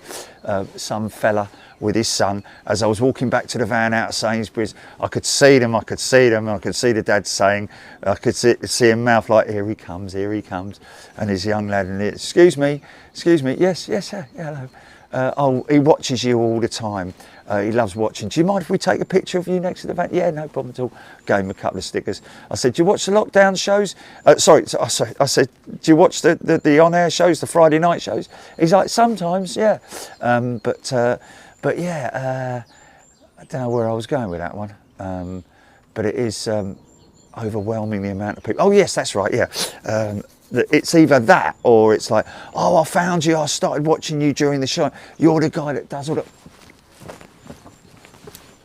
Oh, come on, mate, come on, stay in the cloud. Stay out of the cloud, I mean. There we go. Oh. Do you remember I cut that bush? Do you remember when I cut that bush? That one there? Now it's that flipping tree, isn't it? And it's been trimmed. Oh dear, never mind, eh? I know I had this one cut as well, didn't I? This tree here. Remember that? It's beautiful to see that wing flex in it. Oh, it's just fantastic.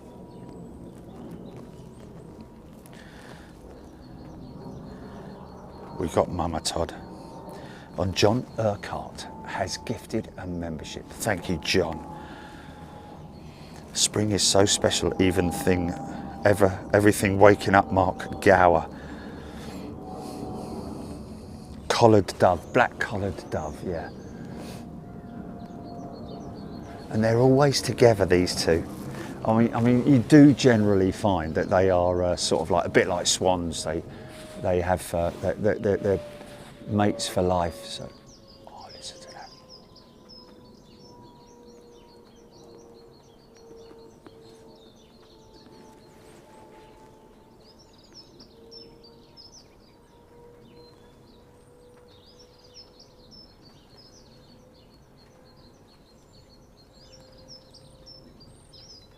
That's crazy.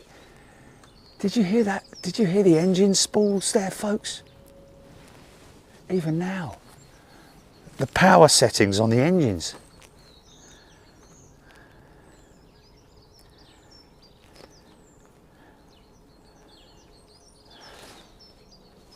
John McRae. Oh, we're streaming from a few locations, John, at Sydney. They sometimes sit right next to each other, all nice and cosy, these two. But generally you find that, you know, there is a pair.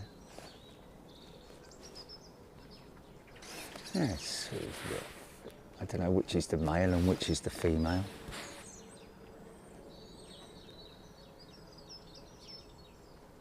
Oh. All fluffed out, the wings all fluffed out, look.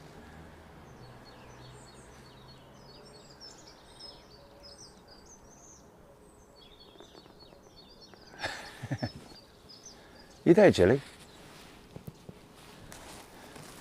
Okay. Kim Kimmy 127. I know everyone says the 787 is a plastic princess, but the wing flex on that plane is a thing of beauty. I've never heard the 787 being called the plastic princess. I call the A350 the plastic fantastic sometimes. Used to in the back in the old days, but what you were looking at there, Kim, was a 777, and yes. I'm guessing that the natural flex on the 777, unlike the 787 where a certain amount of flex is already sort of like it's built into the 787 wing, isn't it? But what's that? Is that another one going to Ireland, is it? Oh, good luck with that.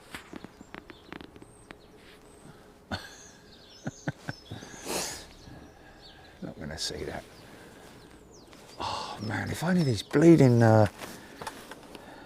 clouds would... a few heavies lining up, is there?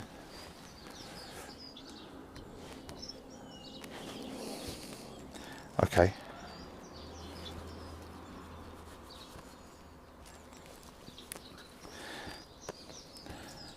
Billy, the lovely life of a dove. Oh, oh. For the wings of a dove. Oh, oh, oh. Du, du, du, du, du. Mark Gower, thank you for my membership, gang. So chuffed to be chosen. Mark Gower, there we go. Absolutely brilliant. Sid Squad was in earlier. It was Tim, wasn't it? Was it Tim? And I hear that they work at the airport. Wow, how cool is that? You know.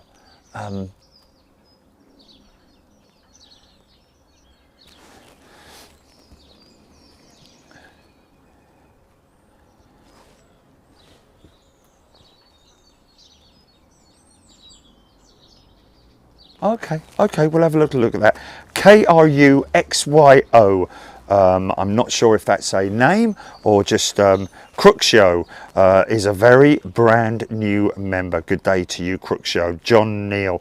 Qantas has two of its 737-800s in the retro liveries. One like on the model 747 you had. Great to see you coming down under. John Neal, thank you for that. Of course, I messaged... I replied to a tweet of the A220 with Qantas, which are going to be replacing the 717s over time, asking them if we're likely to see. I don't know where the 220s are operating from, whether they're any down in Sydney at all. But yeah, there's another one we need to look out for. John Neal, thank you so much. Is that... Okay, are those 737-800s operating out of Sydney? That's one definitely to look out for, isn't it?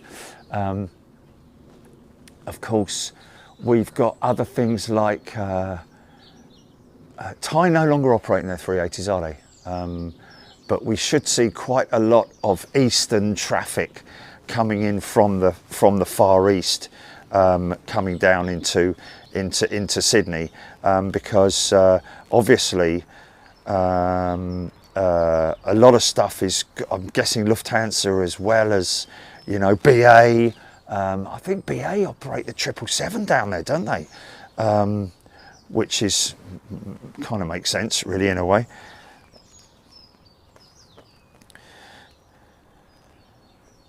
Avro Arrow will be hearing ATC soon. That mic is so sensitive. Unbelievable, man. Well, it is a Rode mic, I have to say. So it's so you get what you pay for, really. Brian Pounder. Sid Squad goes till curfew. One arm bandit, also known as Curtfew. Curtfew, brilliant. I like that.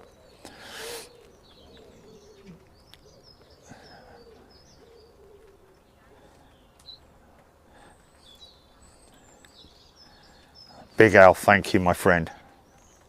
Watch out for the honey badgers. Watch out for the honey badgers. Interesting. Well, if we catch wildlife there, folks, we will catch wildlife there. Will you do a short show during your connection in Sydney? During your connection in Sydney? Jim K asking. I'm guessing you mean Singapore there. There's a lovely robin redbreast there. Look. Let's see if we can get him. He's been very shy today. Oh, he's gone. Again. For the wings of a dove. Do, do, oh, oh. For the wings of a dove. Do, do, do, do.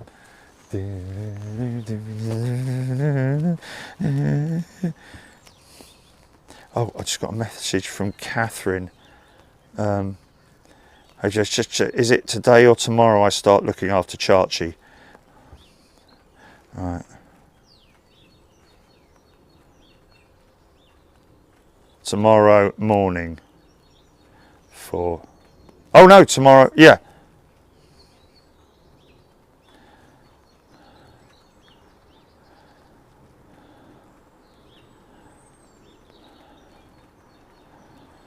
Okay, a little bit of rain. Got a bit of preset. I don't know what it is. I would have thought that swipe texting would be something that I'm an ambassador for swipe texting, but nobody's interested in it. Honestly, I don't understand it. Okay, let me show you. Let me just show you. I did have a race with Jilly, and actually it was Bash, wasn't it, who was there with us, and she gave us the quote to write, and then. But I think in terms of writing an email, I think it's faster. Obviously, you can dictate on your phone. What we got? Hold on a minute. Before I do that, let me just.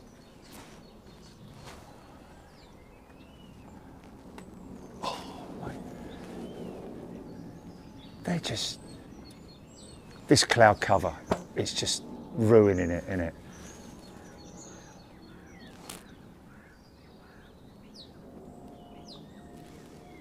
Okay. Okay, watch this, folks. So, swipe texting, yeah? Watch. Instead of going, hey, guys, yeah? Okay, you do this. I bet it says Jerry. Oh, why not?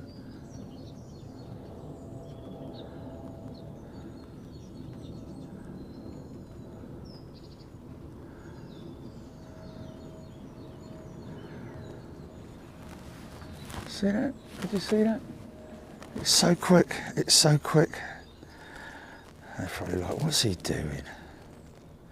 Glenn's Aviation working till 9 p.m. tonight. Just wanted to say have a fabulous flight to Sydney. Thank you, Glenn. Appreciate that very much indeed. Thank you to everybody for your good wishes. CX7 ETA 317. It's going to go out that way, unfortunately. What's that?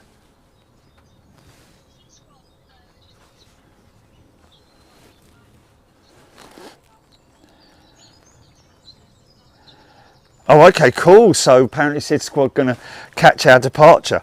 Steve J, have you seen the 380 Plus? There is no such thing, Steve. That was the platform that Airbus were planning, were looking to do. It had the revised winglets on it. Other than that, it might have had some upgrades to the engines, but I don't think the A380 Plus was, other than those winglets, those sharklet style winglets. But it was something that the operators never really took up. Well, they didn't take it up. So that was sort of an idea that was literally thrown up and thrown in the bin, screwed up and thrown in the bin before it even took off. Forgive the pun. Nigel Armstrong, will you be recording your way through the terminal to the plane? They are always interesting videos to watch. Nigel, like I said earlier on, we are going to do something. I am going to do something. It's just a case of you need to be aware of people who don't like to be filmed. I think most people are quite happy with it. I've seen lots of videos of people walking on planes as they're walking through the aisle, and there's people sort of like looking up or doing their things, but stowing their bags or getting themselves ready. You know, if somebody came up to me and said, excuse me, can you not film, please? You know, because the latest thing, actually, I've noticed over the last couple of years, especially on BA, definitely on Virgin Atlantic, is we do ask that if you are recording any video on this plane, and you are filming people, please ask their permission before you do it. Makes sense, doesn't it? It's only fair that you do that. There may be someone on that plane who doesn't want people knowing that they're on that. Oh, that's Steve. What's he doing on that plane? He wasn't supposed to be going on it. He told me he was in Bournemouth. Hello, Steve.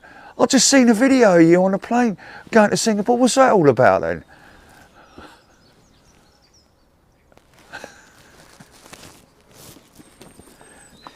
Highly unlikely to happen. Look at the little collared doves. Always together. Husband and wife.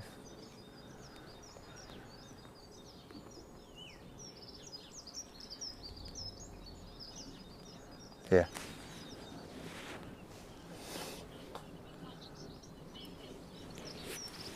Wow. Wow, come on. Hey folks, now listen. Sid Squad are 99,300 subs on their channel right now. Daily Drives is a returning member. Welcome back to Daily Drives. Why is my phone not doing that?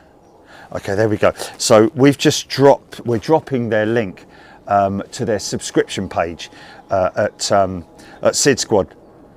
So let's make sure that let's get them up there. We've got 2,200 people watching now. I'm sure we can get 700 people to subscribe to Sid Squad right now, folks, and that would be great if you do, because you know, they're a great couple of fellas, and they got a great airport to watch. And if you find yourself at a point in time wherever you are in the world and you want to watch the boys down under, then get yourselves on Sid Squad. Miles High just subbed to Sid Squad. It's the windbag that gets every time, right by the hairline. Okay. Scropey, BA 777-200 over you, Brian Stewart. It's just nothing there, is there? It's just this cloud base is only 4,000 feet. And now it's raining as well, isn't it? Ethan Main just subscribed. Rab H 100,000 today, we're hoping. Alan Tonkinson, if you do any videos in the airport or on the plane, you have to involve Jilly. Would be good to see. Well, if I do something, it'd probably be Jilly who'll be filming me. Aidan Campbell, thank you, Aidan. Digger, he's done it. Digger, nice one, mate. Already subscribed to Sid Squad. Sarah Leckie, Gareth Lydia, subscribed. John Urquhart, done. Meredith Jane, Sid Squad are fabulous, amazing locations and coverage, great membership packages too. There we go.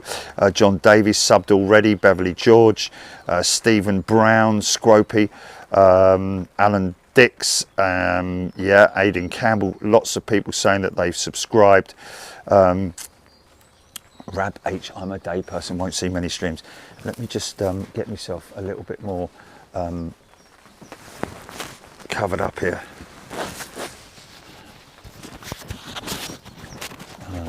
This is going to get a bit of a scratch on this mic, stand by.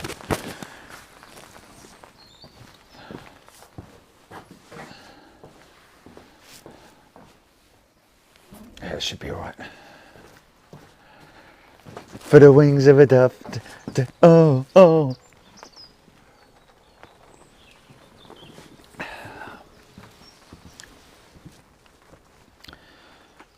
Thanks everybody, great, fantastic. I'm sure we're going to get them to 100k. It's gone from 99.3 to 99.4, Nigel Armstrong already, brilliant. Big Red, thanks mate, appreciate it, thanks Big Red. Their charity work is amazing, H saying.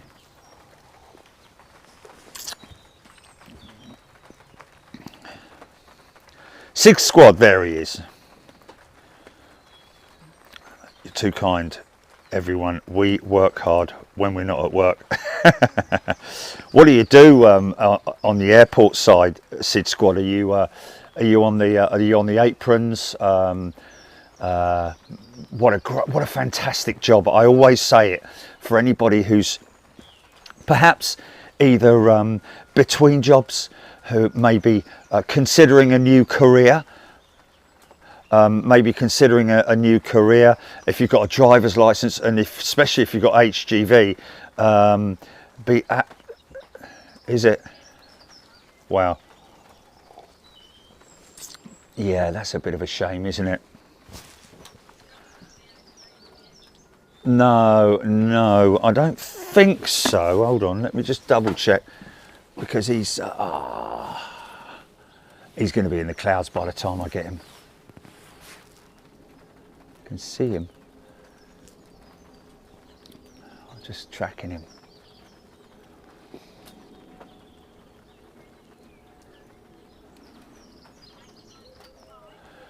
$500. We got another 500 to go, folks. So sub to Sid Squad. No, he's gone. Oh, cool! Airfield Ops, nice. What a fantastic job to have, mate. So lucky, man. I'm jealous. I've got to be honest with you. I'm jealous. I think the closest I ever got to working airside at an airport was on the cleaning, on the aircraft cleaning team, ACS, Aircraft Cleaning Services at London Gatwick. Always used to. I'll do the cockpit. Can I do the cockpit? Do you mind if I do the cockpit? Absolutely brilliant. Thank you, Jan. Roger Slater. Yeah, he's down at the bread bin, three 747s next to each other. It's bleeding typical, isn't it? It's on they're on Niners as well.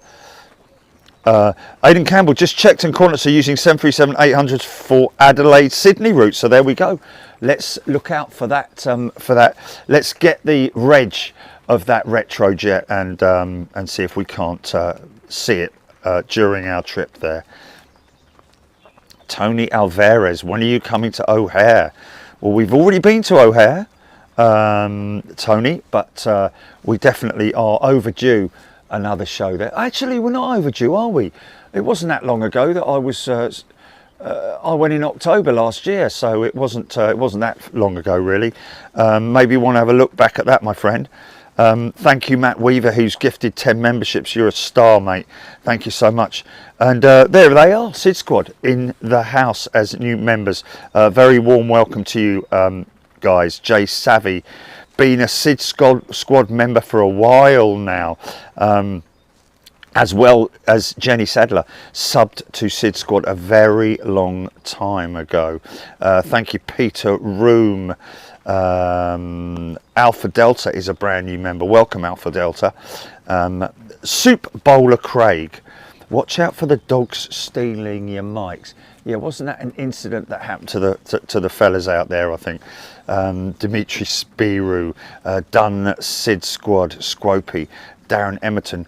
Darren, it's this afternoon. We're flying down to Sydney, or starting our trip down to Sydney. Let's put it that way.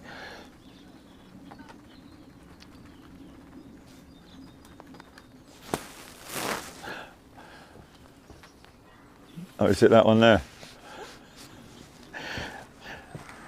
You know what? You know what caused that? One of your cats, man. When I tried to pick her up, it's probably Rocco. Yeah.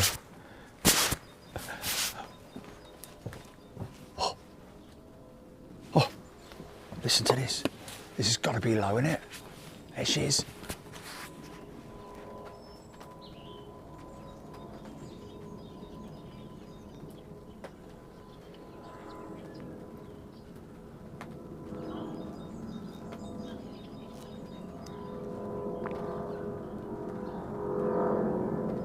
Listen to that.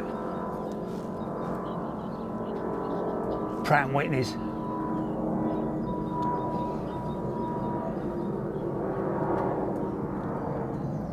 Yeah.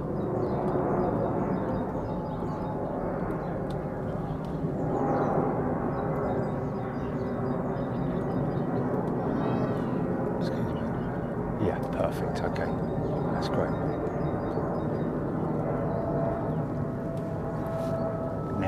What I do want, folks, is a little bit of feedback about what that sounded like. And Matt Weaver, thanks mate, gifting 10 memberships, you're a star, thanks fella. Alpha Delta, brand new member, welcome. Alpha Delta, great to see you.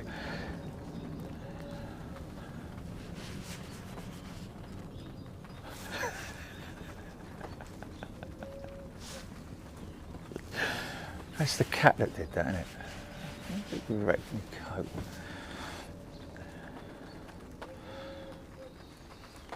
Darren Emerton, pinned message only shows flight numbers, not times, but thanks for the replies.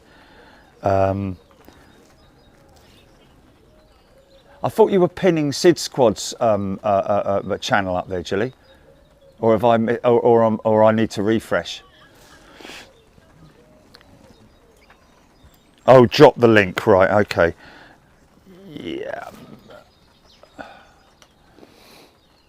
Yeah. Well, put Sid Squad's link up there rather than the flight numbers, because we'll give all that information later. Okay. Starman Pete, 8:35 departure, London Heathrow. Hope you have a wonderful flight. Thank you. Dan Dare 146 has subscribed. Peter Room, Melbourne has nothing on Sydney. Okay, well there we go. Paul Glover, that's where I used to work many years ago. Sarah Wilkinson, thank you very much indeed. Well, Sarah, you say you're very envious, but just this is what you know. I was saying to a fella on the golf course yesterday, and he was like, "Oh mate, you got to go here, you got to go there, you got to check this out, you got to do." I'm like, fella, when I go to overseas, I'm not going on a holiday. I'm not going for a jolly up. I don't go to bars. I don't go to the beach. I don't go to fancy restaurants.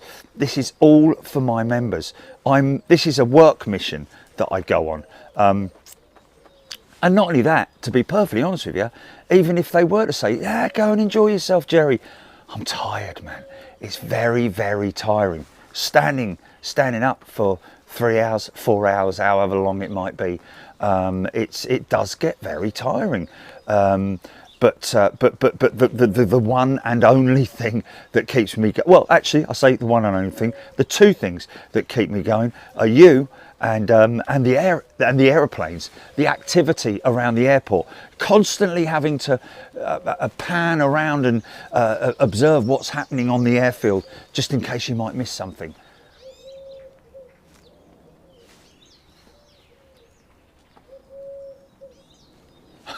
Pigeon. Is that something coming out in it?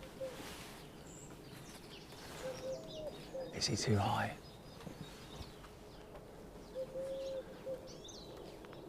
He's gone, isn't he? Blackbird singing in the dead of night.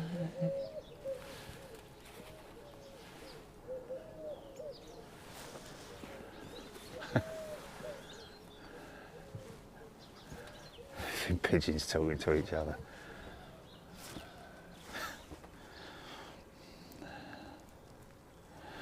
Aidan Campbell, indeed, it is a business trip. William Patrick subbed to Sid Squad with best wishes from Big Jet TV. Mark Gower subscribed to Sid Squad. Great name for a channel, isn't it? Sid Squad. I love that.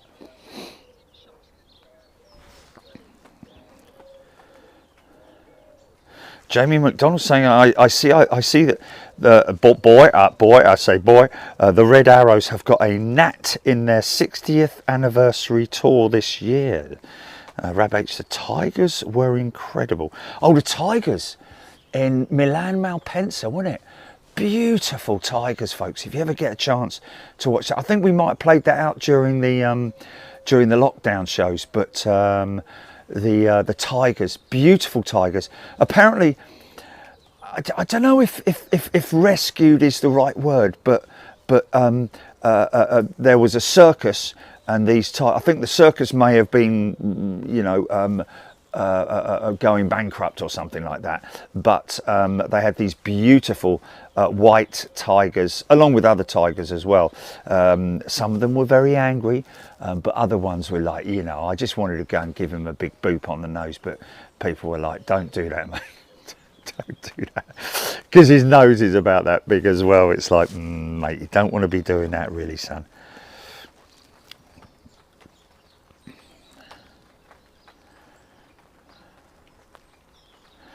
Early birdie, birds so far, brilliant. In the garden. Oh my god, Jilly, it's the woodpecker, Jilly, the woodpecker's here. Hold on, he's there, I've got him, I know. Come on, mate, there he is.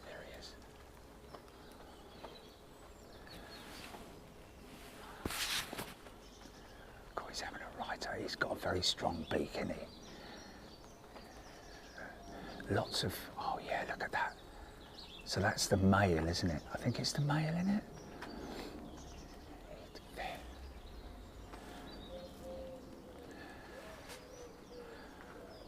Look at that, mate. It's mullering those fat balls, man.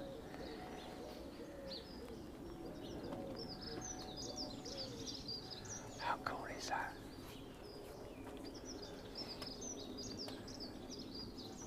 Come on, round here, son, round here. Come on.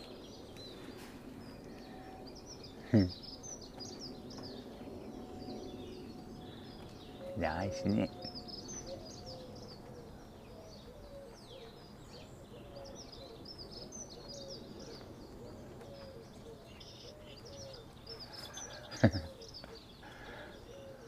Staines parrot.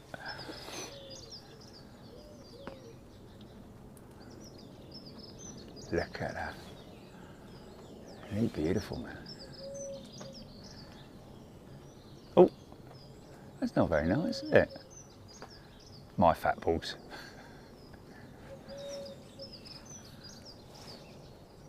I've got something big climbing out. Oh dear. He's quite aggressive, isn't he?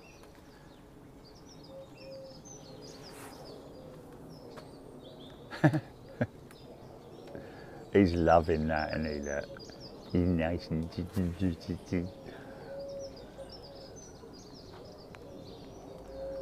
wow.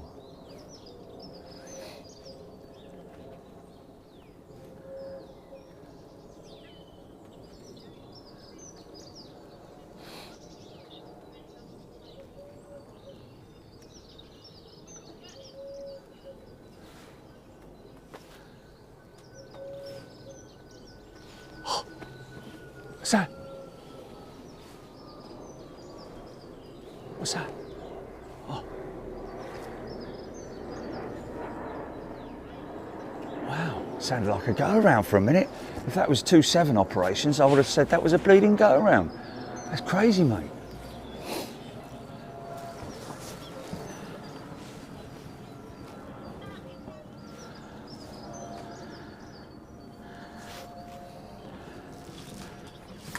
Oh. No, that was the 320. That was the 320 that just went over the top. Yeah, 100%. I caught a glimpse of him. He got a 757. Yeah.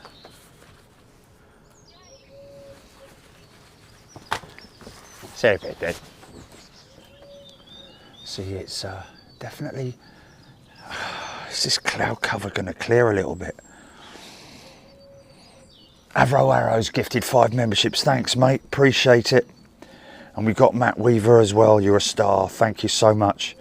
There's another one to add to your list, early birdie. It's the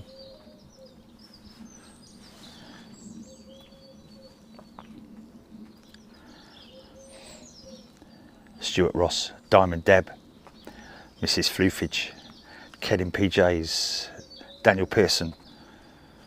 I'm sure you went on the beach in Skiathos. I did, Daniel. I definitely did. With the big jellyfish, wasn't it? There was lots of jellyfish. Beverly George, Margaret Burnett, Billy, Mike Delta 11. Nice livery.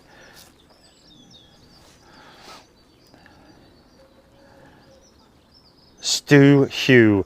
Excellent to have that in your garden. Rachel Vanzella, they are fat balls.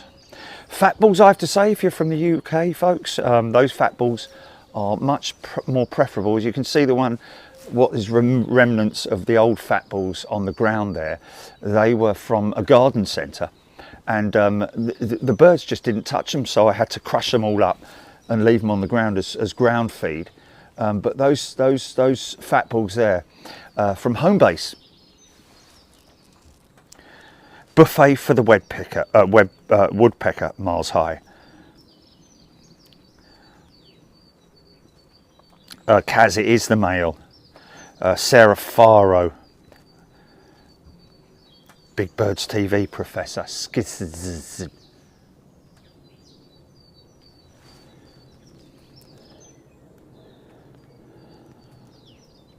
John Davies, Sid Squad are so Aussie, I love it. That sounded brilliant. The Trent's at full throttle, Sanjeev saying, for that 777 that went out. Yeah. LA girl loving the backyard TV. 747 Jumbo. Yes, you're right. In fact, all of our flights are indeed tax deductible. There is a certain element to them. I let the accountant deal with all of that. Got VJazz on its way to us apparently, but yes, indeed.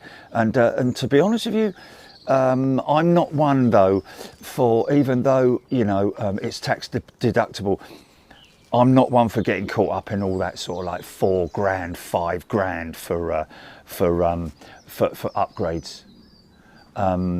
However, like as a perfect example, when I was in San Francisco, we looked when. Wow, that's quite big. That's quite big. Travelling west, Jilly, over the top of me.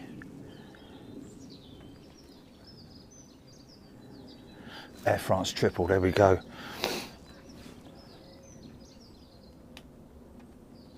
I can hear it, I can hear it, I can hear it. Billie Holiday coming our way. Bloody.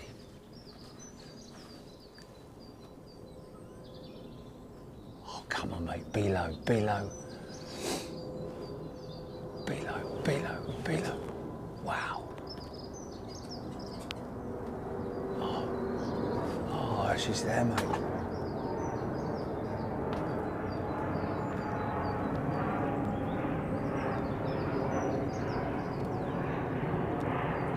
Yeah.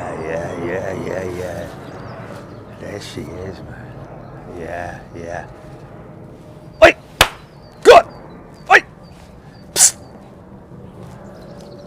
Flipping the starlings, man. I mean, you know, I know they're birdies and all that, and they've got to feed and all that, but they just you know, it's just they come in packs, don't they? And they absolutely muller your seed dispensers.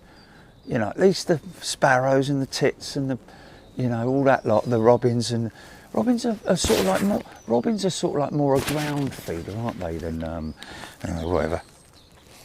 Carol Smith, GV Jazz, Billie Holiday, which we flew on the inaugural flight. Anyway, like I was saying about San Francisco, when the day before, when Gilly checked me in, we looked at the upgrades. We always do. Try and blag. It was worth trying to blag, isn't it? And it was $4,500 or something like that. I was like, nope, not interested.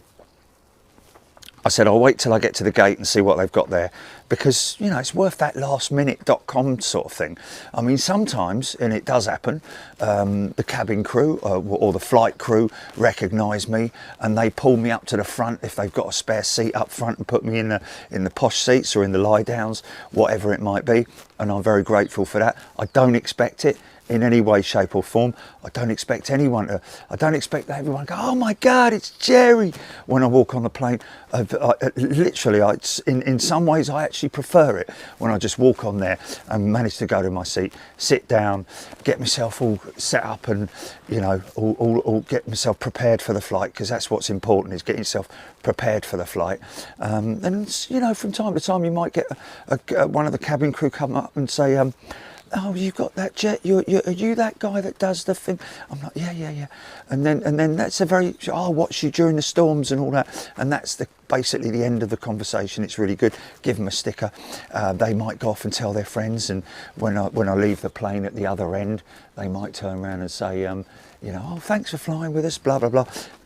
Flight crew might come up. Anyway, when I got to the gate, when I got to check-in at San Fran, got any upgrades? Yes. Lay down bed, $700 from $4,500. It kind of makes sense. Which one was it that I did? Was it Miami? Oh, Miami, sorry. Oh yeah, that was it. Yeah, Miami. It was Miami. Emily Aviation loved the lockdown garden streams and quizzes. Yeah, you know, if those quizzes were really easy to plan and execute, it would be something I would literally do or incorporate into. Well, you'd have to do an individual show as a quiz, wouldn't you? Because there's a lot of planning goes into doing the quizzes, because you run out of questions, folks. You've got to remember that you're catering for people who maybe don't know that much about aviation. Google's a great thing that they can quickly, but the quizzes that we had was all based on a time element, wasn't it? The quicker that they got the answer right, the more points they got, basically. So, but at the same time, we had a lot of people who just joined in and enjoyed the chaos that we had. Literally, it was chaos. CPR, BA to Belfast, gone left. I think BA to Bucharest will follow suit, keeping a watchful eye on BA to LAX. I think that will be this way, won't it? Something over the top of me. Listen to that, man. Yeah. Sounds like two of them, Jenny. Sounds like two of them.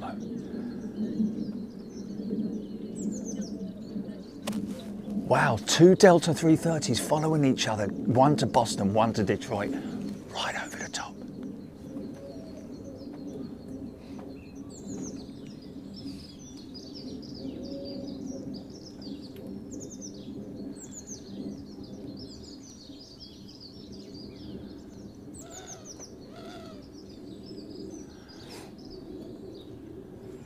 Here comes his mate. Here comes his mate, look. See, his mate's down there on the, I don't know if it's the female or the male. Because his mate, look, the mate is up there, look. Just flown in.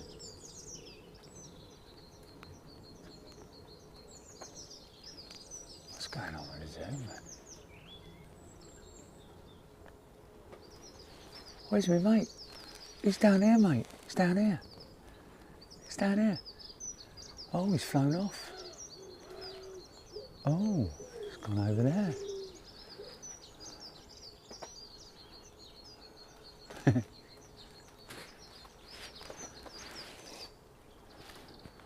What are you doing? What are you doing?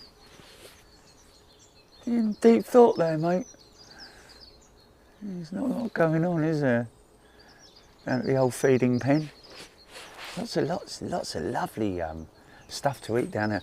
I'm going to end up cleaning that up, aren't I? I know I am. I just know I'm going to end up sweeping that up.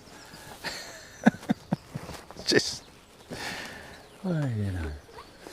It's the last time I buy those fat balls, that's for sure. Vinny M. Quizzes were so good on Friday evening. Vince G. Was it on a Friday we did it, Julie? Oh, there's so much planning. The quizzes, yeah.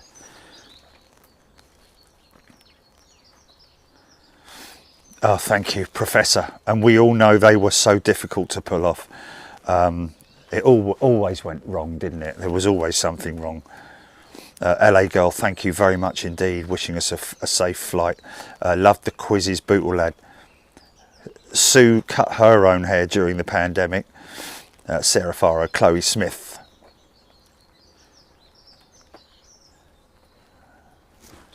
I did, and people liked it.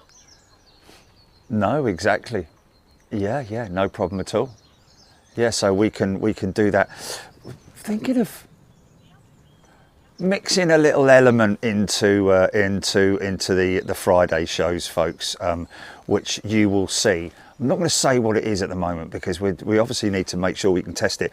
And Stuart, by the way, a big shout out to Stuart. Thank you so much for all the help. I know he works at Sky, which is quite ironic because you know, with our little setup, the audio thing, the audio sync thing, and we have sussed that now, as you will have seen on the show on Friday. But that is completely sussed now, and Jilly did it as well. It was basically about aligning the sync with the. Is that something climbing out?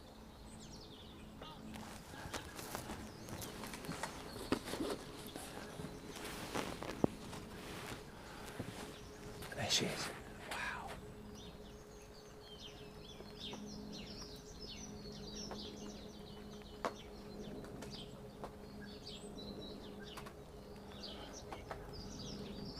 Isn't that crazy?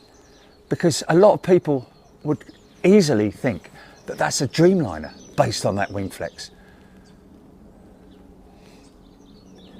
Oh, she's gone already. She's gone already.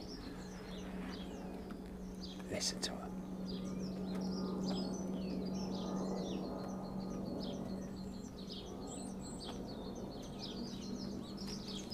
Listen to it.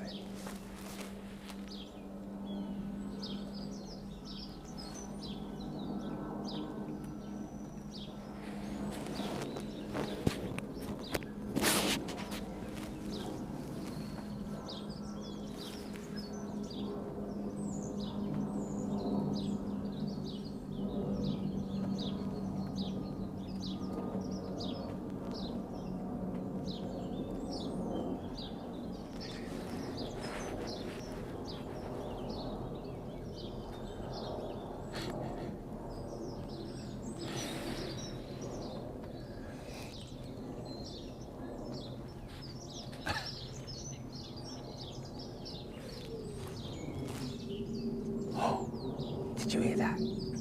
That's something coming in. That's something descending.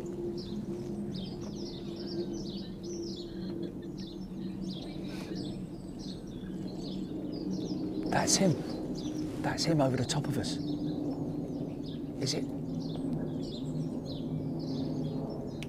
There it comes.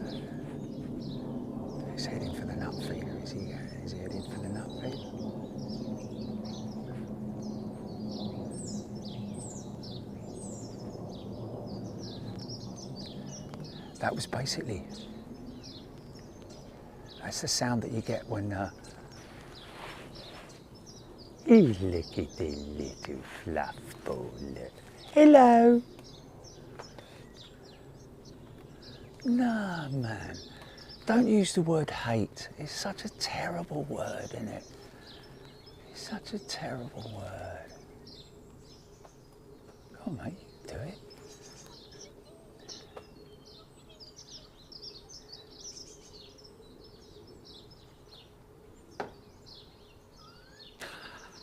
Look at the little woodland animal.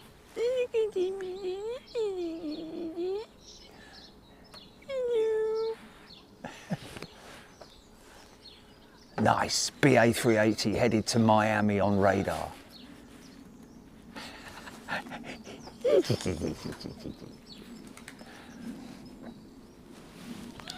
Figaro. Okay. So yeah.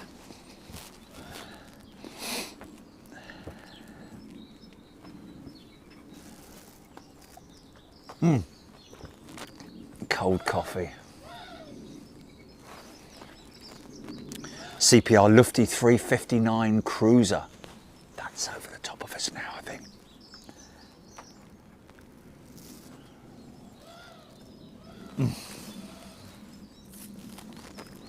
That was horrible.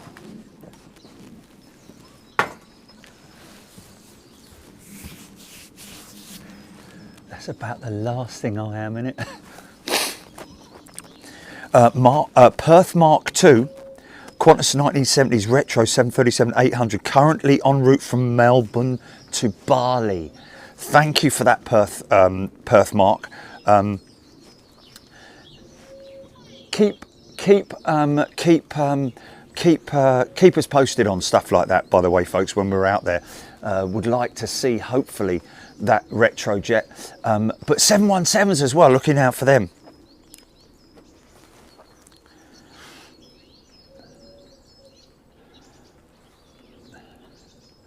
Corrine say you need one of the miniature picnic tables for the squirrel. I tried it and I had it, and that is basically all that's left of it.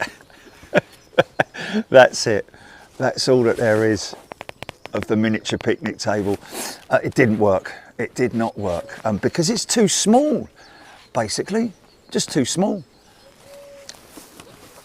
So we have a BA 380 headed to LAX on its way out.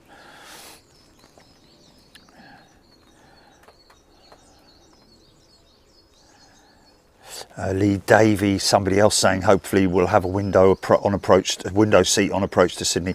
If approaching from the north, magic views of the Harbour Bridge and Opera House.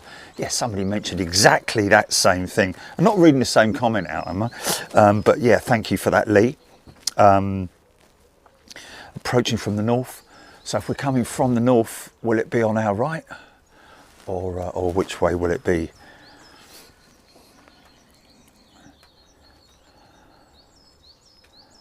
Mrs. Floofage, only seen a red squirrel once, and that was in northern France. I saw a lone red squirrel on a golf course in Surrey, just sitting there in the just beautiful. However, I will say that it seems that a lot of these greys do have quite a lot of red on them. So I don't know if there's sort of like a bit of crossbreeding going on there. But anyway, they're little animals, and they are lovely little things, you know. Not really scavengers or anything like that, are they? They don't cause any harm or anything like that, really. Here he comes. Here he comes. He's got the taste of it. See how much red there is on these. Hey, little thing.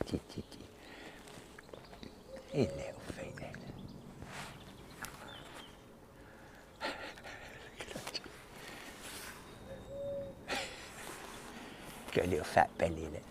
Woody! That's a young one. I think that's a juvenile. I can hear something coming out, mate. Oh yeah. Oh my God!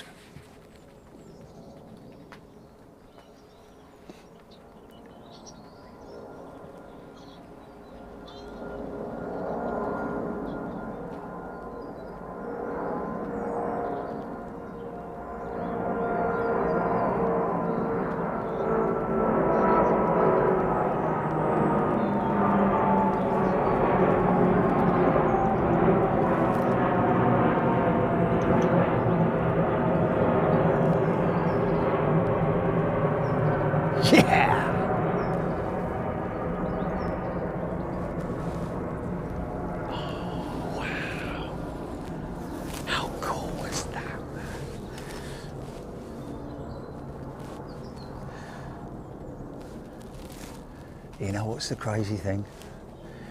Is that it's that actual shot. What time of day would that have been when I got back from golf yesterday? I came out here and I saw, and the 380 came out over the top just like that. And I was like, mate, what if the weather's going to be crap in the morning, maybe in the Chicago one, yeah, if the weather's going to be crap tomorrow, and not only that, but we've got kind of like we've got to be based at HQ, why don't we just do that? Because that's what got me going to think, like, if we get the 380, and what a fantastic thing, man. Robert Eggleshaw is a returning member. Welcome back, Robert. Kevin Graham, nice catch. Steph heading my way. Has the cloud lifted Flint Hills model railway? Jeff Hammond, no, still raining in Essex. I think we're a 777 Lenny. Badass, Jerry, badass. Nice one. Martin P, A380 off to Miami. Real greens, whale over the burbs. Kimmy, pretty quiet compared to what I remember hearing from a DC-10. Yeah. Funny enough, right at the front end of this show, I was saying exactly that. That is a big aeroplane, folks. Now, back in the day, if that had been a 747 with Pratt & Whitney's, or a 707 or a VC-10, not only would it be loud, but it'd be trailing smoke as it went. Oh, we've got a bit of sun there. We've got a little bit of sunlight breaking through that cloud, so who knows, might get something cool. Jenny Sadler, I'm going to track their flights, always do when family is coming to Australia. Oh, Jenny, that's brilliant. Deborah Sherwood, so cool. Yeah, but if that was a 707, you'd probably still be able to just about hear it now. It would be massively sound polluting, whereas that was kind of, I mean, I know there's a lot of people who don't like it, but it's a lot better than having someone riding around on one of them horrible scooters that makes a load of noise, which should be, you know, or whatever other sort of, like, you know, noises can be.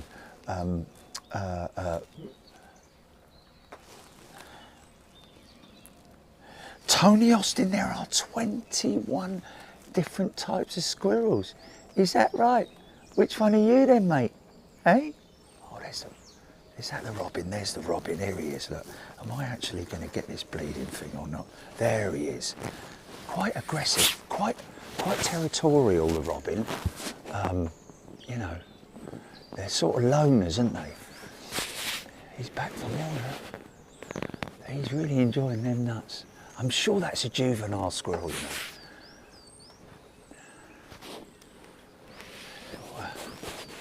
Blue tit on the nut feeder. Very nice. Look at it. How can you not like that? He's such a sweet little thing. Little furry arms and everything.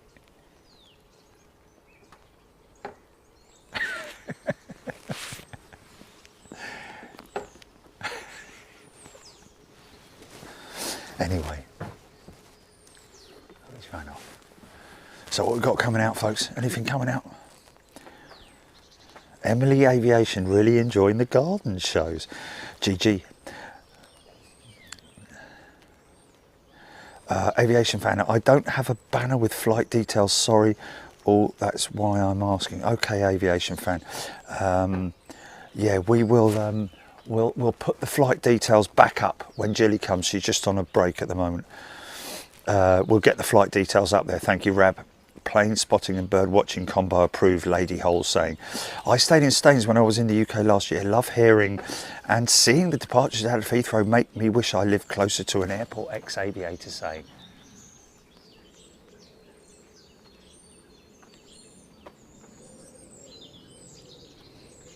Yeah, it's great to be living so close to a major international airport, and yet to be able to hear this wildlife as well.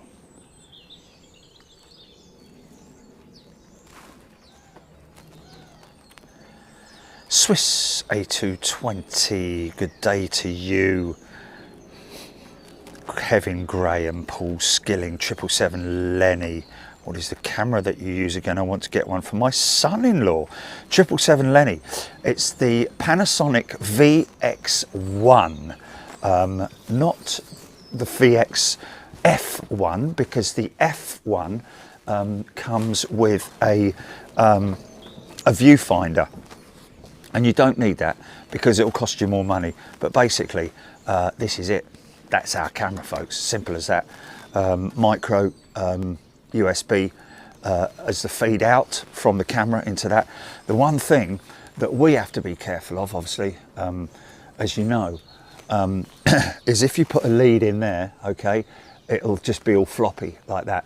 So I have a whole bracket that comes under here, and the line comes in here and under there, and it is strapped up so that it so with cable ties, so that it stays permanently fixed in there like that, so that it doesn't wobble around. Because, and not only that, but if you're like us, that output feed is to download stuff, and also obviously for streaming and so on and so forth. But if you're like me and you're constantly taking the lead out, putting it in, taking it out, putting it in, that's going to wear out that HDMI.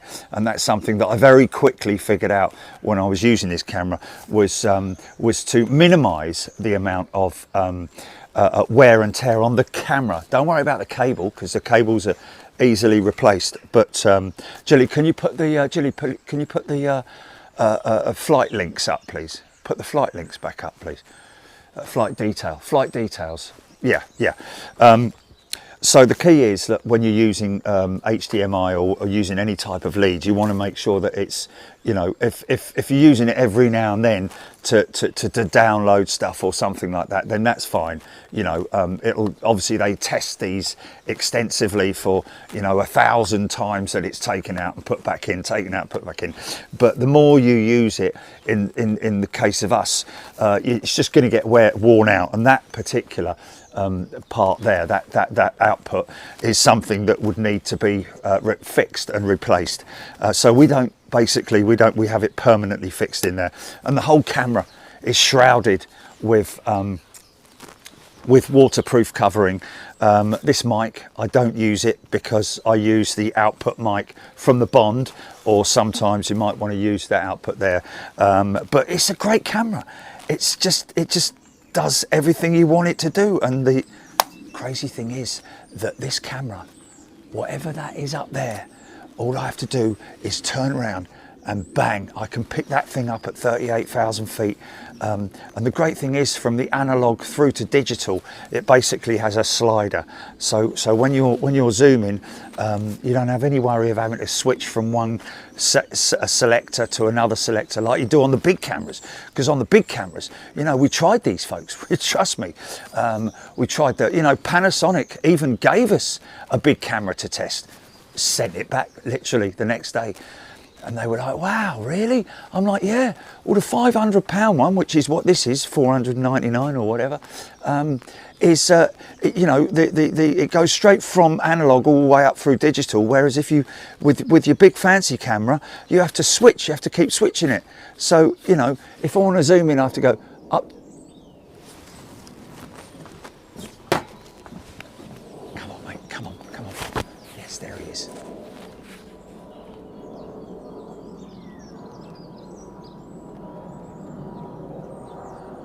American Dreamer.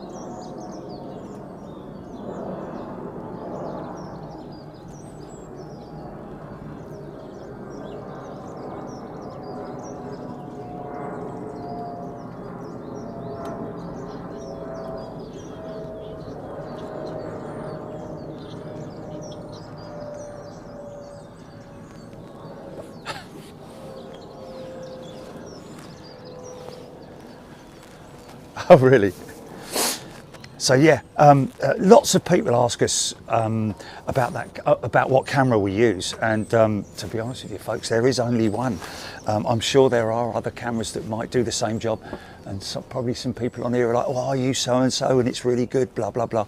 But for what we use and for what we do, the purpose is just, these things are like, they're bomb proof as well, man.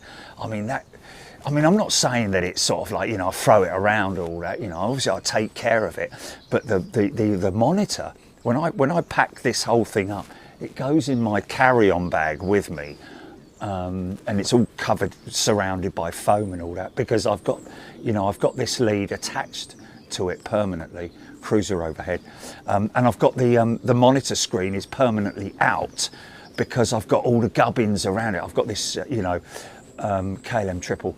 I've got all this waterproof jacket around the camera, and it's something that is there permanently, so I don't have to keep taking it on, putting it on, taking it off, putting it on, blah blah blah.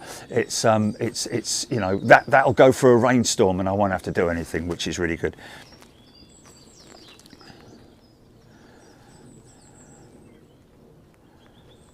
Jenny Sadler, kookaburras. Kookaburras and magpies cost me a fortune, they only eat meat. Flipping heck. Surely you don't feed birds meat, do you? Unless it's your leftovers of a hamburger or something. I mean, surely that's a roadkill bird, isn't it? In other words, it eats roadkill. Nigel Armstrong, I do get foxes in my garden from time to time. I see Chachi like this, and inevitably there'll be a fox standing at the window at the sliding doors looking in, and the light comes on as well.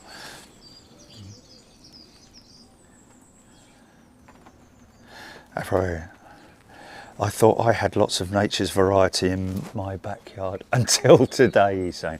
It's a big nasty cloud coming this way. I think we're going to get rained on quite soon. Devon Barnes, can't wait to see you film in Sydney. Dave Carr, just blow some prawn crackers out for my squirrels, brilliant.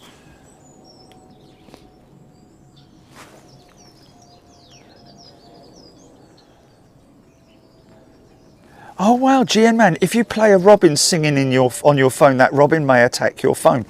Should we try it? I'd have to cut you off, Jilly. Hold on. Let's try that. Oh, wait a minute, let me just see who that was. Wow, there's so many great comments, man. You guys are just great. Ronald Coles, there we are. Welcome back, Ronald. Good to see you, my friend. Another cruiser over the top.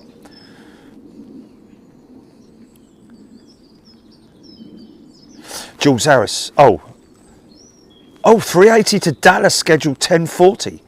So might be going out soonish. Okay. David Beeston, American 729 to Philadelphia, 787 Dreamliner overhead. Was that the one we just caught? Or Ian Morrison, great little camera. Claire Bolton, subscribed to Sid Squad. We're trying to get them to 100,000 subscribers today, folks. And isn't it a wonderful thing to have pure, homegrown, natural subscribers? If you ever start a YouTube channel, I would seriously recommend not going down the route of paying for subs.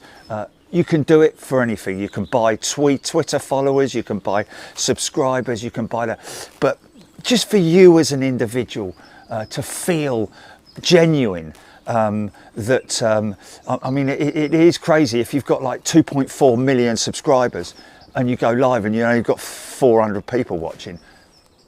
It kind of like shows that you're fiddling the books, so to speak. I think it's a little bit. I think it's terrible that you are capable of being able to do that. But you know, if people want to do it the underhanded way, then whatever. But the great thing is people like Sid Squad,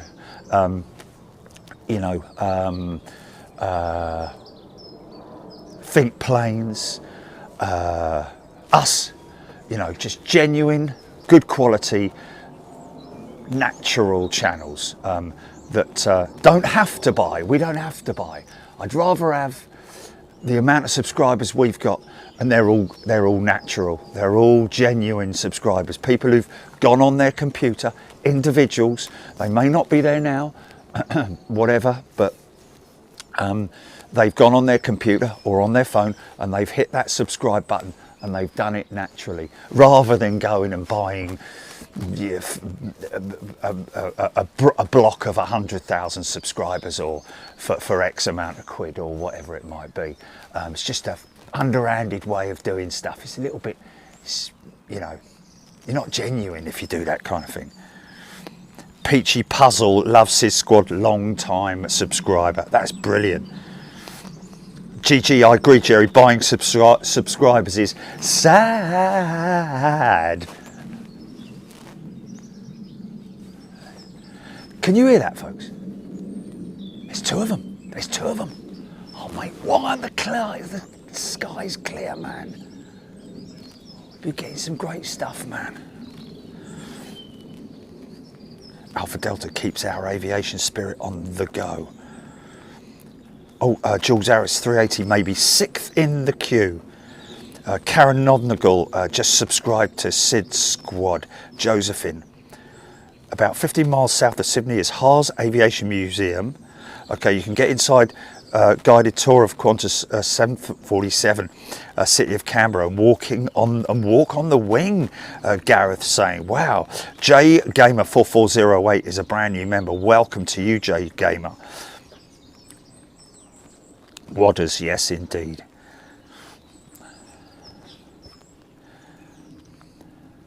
Martin Smith, if the product is good, the people will follow. The genuine people will follow, of course. Sid Squad, absolutely, mate. It goes without saying, mate. Oh, it's another Lingus jet.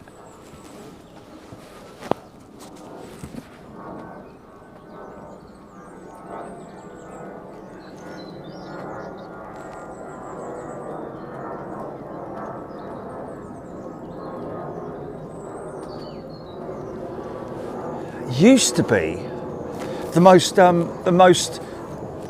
busiest route, wasn't it? Not popular route, but, well, I don't know if it's popular or what, but, you know, in terms of number of services a day, I think Aer Lingus at one point were the busiest route out of London Heathrow, believe it or not. Okay. Face ID, stop it. Has it got a bit of... Oh.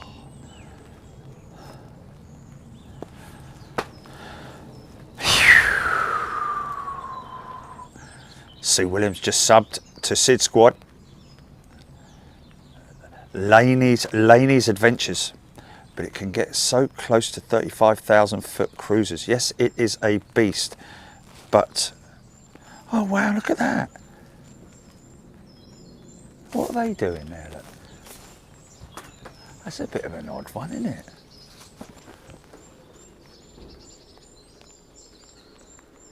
Oh. Oh. These two fellas here, look. I know they've walked off, they're quite embarrassed. I think they're quite embarrassed.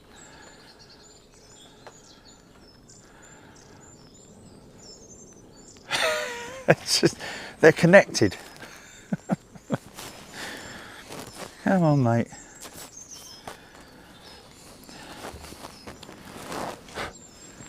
Matt from Sid Squad. An absolute pleasure, mate. Genuine, nice people are worthy of it, aren't they? You know? What's that? What's that? Who's that? Buddy. No, I know it's not 380, but he's growling. Delta 767 400. There she is.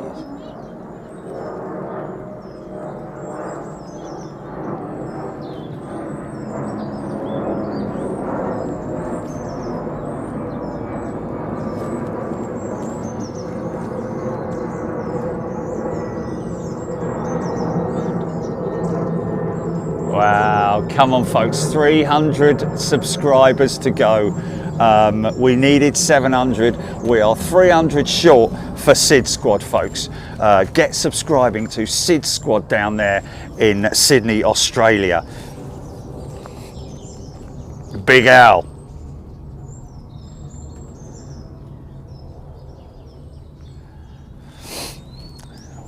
Okay, we got that. We got that, Big Al. If you don't feed them, they'll take your head off. Well, I'm quite fortunate. I mean, we do get magpies from time to time. They just sort of like, they come in, sit up in the tree. That's all they do is make all them noises. Very sort of like, you know, bit of a bully boy sort of like tactic, aren't they?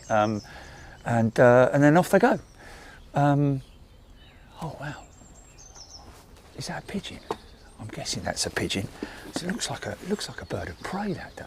No, it's a pigeon. I can see by the way it's moving his neck.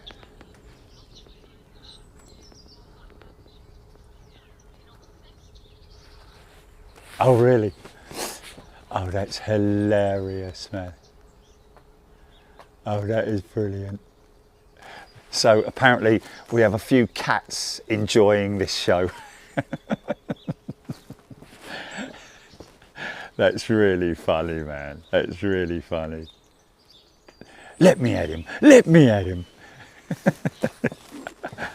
Let's have a bit of that. Oh, that's fantastic. We do love our wildlife. And I think I can more or less say the same for everybody, don't they? Everybody loves their wildlife here on Big Jet TV. I'm sure that's a, I'm not sure, it's just that that branch is, oh no, it's a pigeon in it. Definitely a pigeon.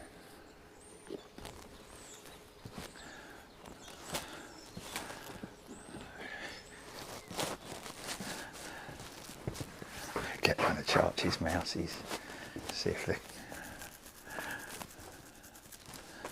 Where have all your mousies gone, Charch? What are you doing there? Come on, outside. Everyone's waiting for you. Come on. Oh, I think he's... you know, it's funny, isn't it? You always think, as a human, you always think, oh, he's not happy. He knows I'm going away because I've got the bag there already unpacked, and you know, it's a psychological thing, isn't it? Yeah, he's like not happy about that, but it's probably nothing of the sort. It's just whatever. Feed me and I'll be happy. Weather going to be perfect for most of the week. I don't want it too hot. That's the one thing I don't want. We apparently one of the days we have. Yeah, but it's a manageable hot, isn't it?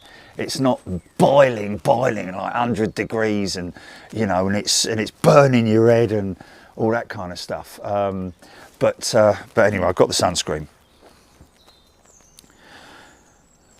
Sten and the non-plastic generation, brilliant. Not streaming the arrival of the Slinger today. She's just about to go out, isn't she? I hear. Claire Bolton, obviously watching on repeat or from the beginning. Great spotted woodpecker. There we go. BA 380 lining up number 3 to depart for Dallas Fort Worth. Mike James. Thursday is very hot. Oh look at that. Look at that. Look at that. Quickly, don't fly. Don't fly. Wow, look at that, Julie. Look at that. Look at him. Or her. It's a heron, yeah. Look at that. Now, normally they go for ponds and lakes and rivers and stuff. I mean, obviously we're surrounded here by water, so there is a lot of. Isn't he beautiful, man?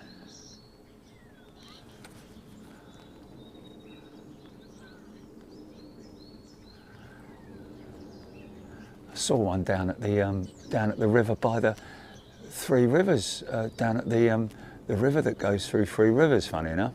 That's why it's called Three Rivers. But, is it Two Rivers? Okay. Oh, wow, look at that. He's kind of what? Oh yeah. 767. Is that 76?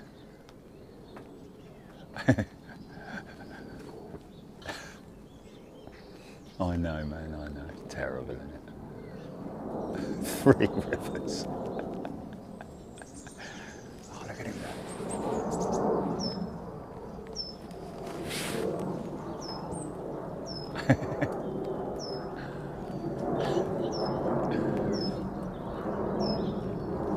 Yeah. There's now 3 rivers in Staines, not 2 anymore. Just went down there last night and dug a great big ditch. Hold on a minute, what's that? I just want to see if that is. Oh, it is a pigeon, yeah, it is a pigeon, yeah. I thought it was a bird of prey from long range, but there we go.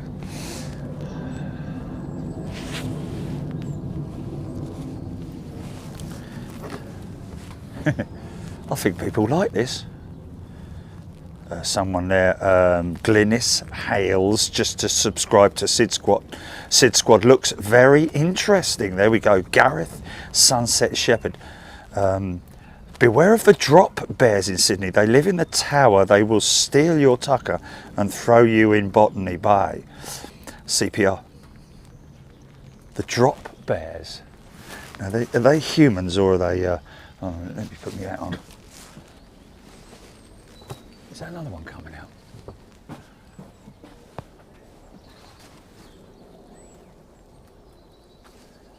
Proper raining now, isn't it? Hello, mate. What are you doing?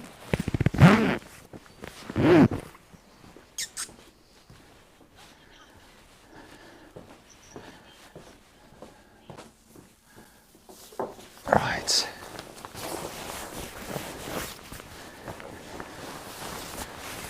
Now, that's a bit better.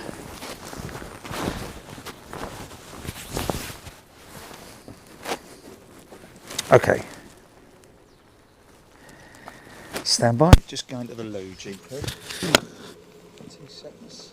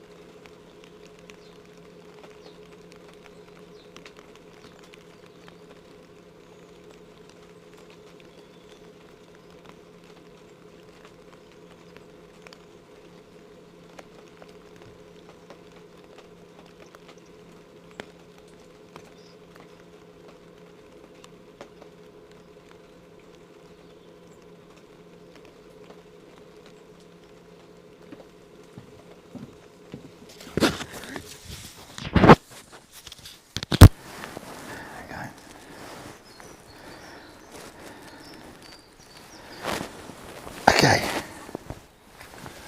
God, blimey, it's coming down now, isn't it? Yeah, it's really coming down now, mate. That's all right. Can you see it on the camera? Is it noticeable on the camera?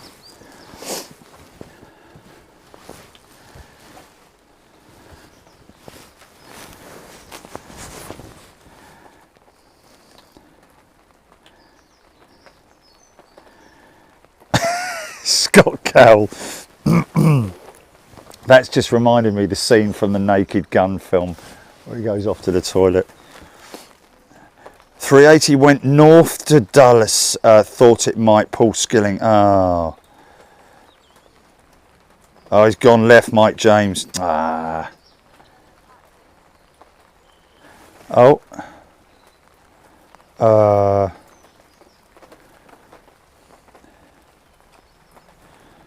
Hold on.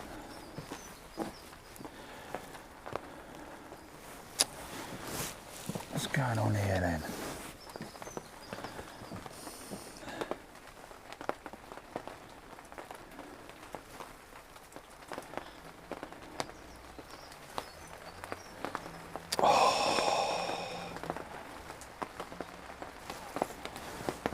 Oh mate, yeah, it's really coming down now.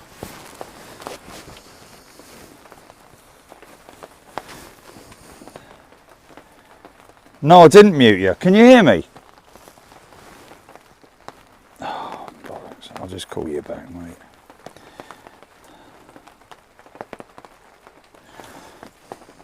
End-to-end encryption. Okay, I don't know what happened there, but it just sort of like... Are you there? Okay. Right. Okay, what have we got? What have we got? Let's have a little look at the... It's just... Yeah, he went north. Yeah, I know.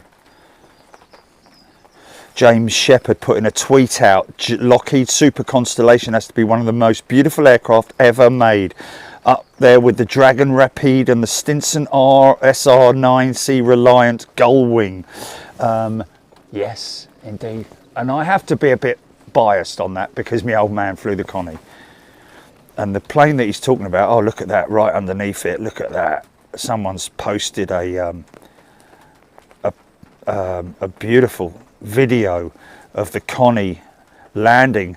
I'm guessing that might be, it's either in the US or in Australia, one of the two, because they do have a flying Connie in Australia, don't they? Mind you, I thought they had one in Canada as well. But yeah, what a beautiful aeroplane. Piston engined, piston radial engines.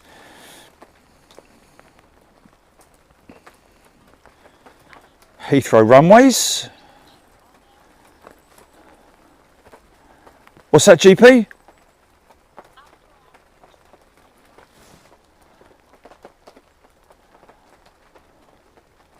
Oh, what, out in the garden, watching the planes? Yeah, we could do that. We could quite easily do that, yeah. Yeah.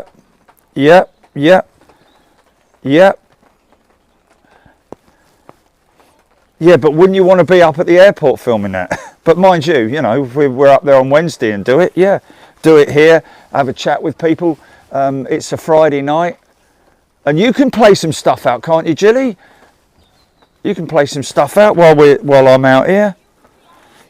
Yeah. Yes. Good idea. Who was that who said that?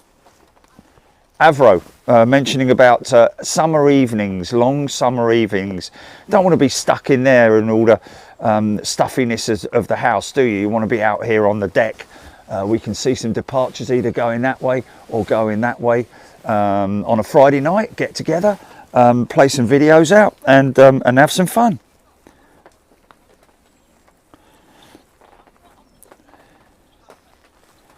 I could, couldn't I?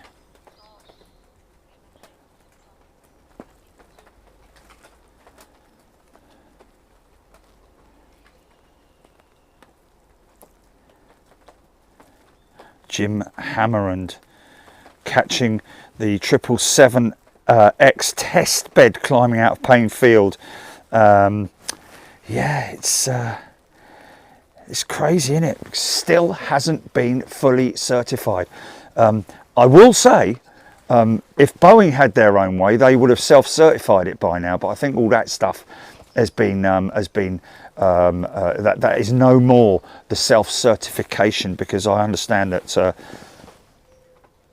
that Boeing did self-certify quite a lot of things. One of those, I think, being the heating element and the de-icing element in the engine nacelle, which again I have to question, because even the most basic of cars these days, if you don't put your seatbelt on, a warning tune or chime or whatever comes up, doesn't it? Doom, doom, doom, and all that kind of thing. If I put my heated windshield on, you know, during the winter months to clear the windshield, that heater element turns off after a certain amount of time. It's got an auto cutout on it. And amongst other things, I have to say one thing though, I'm quite surprised at that they haven't developed yet, and that is for people who leave their indicators on or like I saw yesterday, some woman driving off down the road and she had her hazards on. Just driving off down the road, had the hazards on, obviously not looking at her dashboard.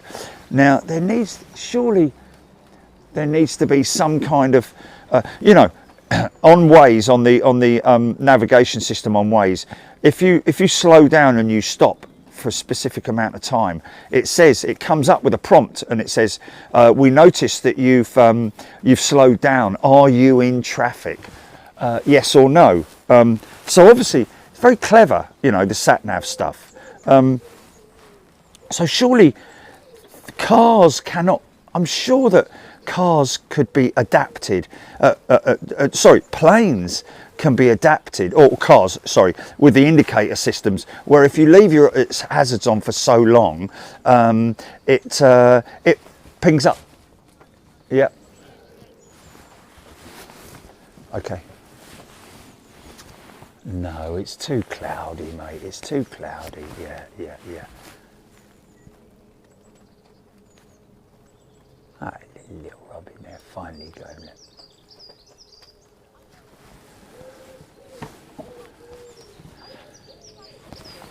Yeah, but the thing is that I'm just a little bit, you know, miffed about this whole thing with the capability that we have of being able to warn people that something's been left on, or whatever it might be, by way of a chime of some sort. You know, why isn't that possible?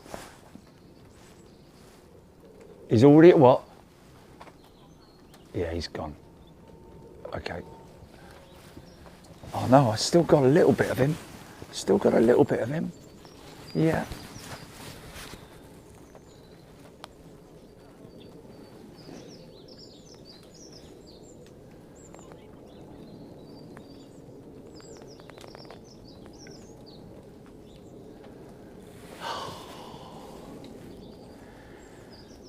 Yeah, might have to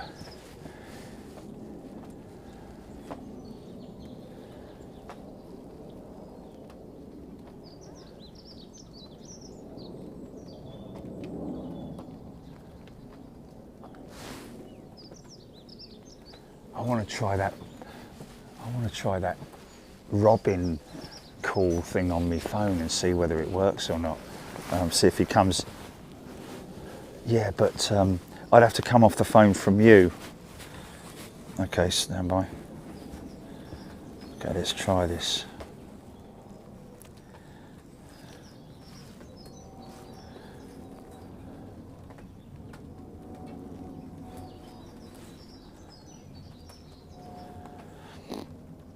Okay, here we go, ready? Watch this. Oh, hold on a minute.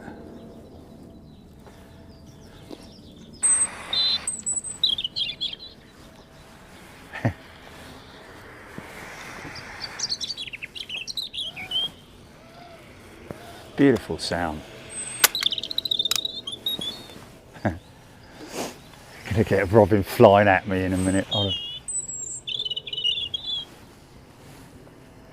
It's a blackbird.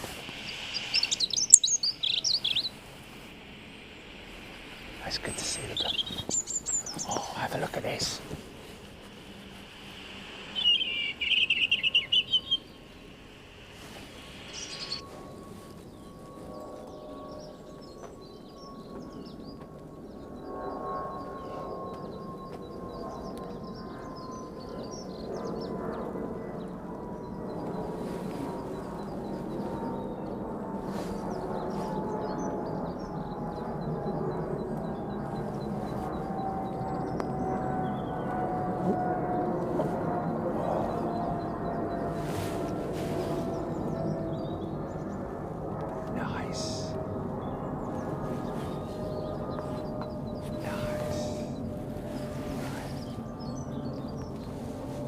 Did you know? Okay, I'm now going to start the Robin song again and see what happens.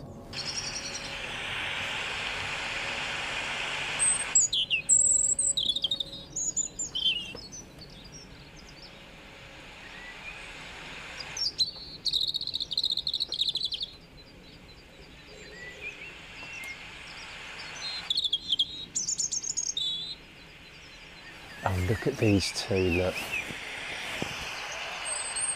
Oh, there's 3 of them. Oh, he just wanted to be your mate. Oh. Bless him, he hasn't got a friend. Oh.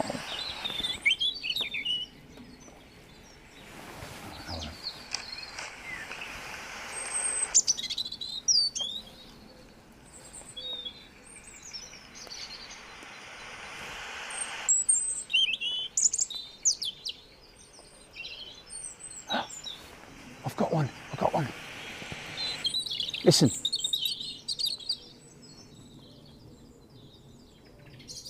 That's a blackbird.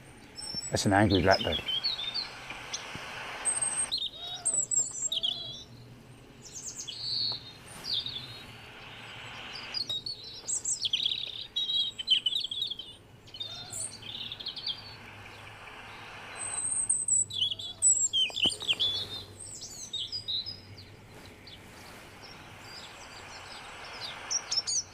Oh, look. Are they having a fight?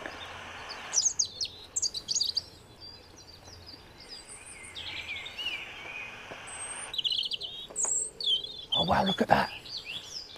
Look at that. Oh, no. Oh, that's a sparrow. No, it doesn't look like it's happening. I haven't had any aggressive sparrows, robins, come at me with a...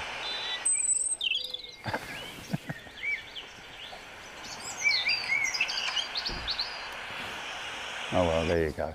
Didn't really happen, did it? Beautiful sound though. Oh. Beautiful sound. And now I can hear him. I can hear the robin. He's up there. I can hear him. Yeah, he's up in there somewhere.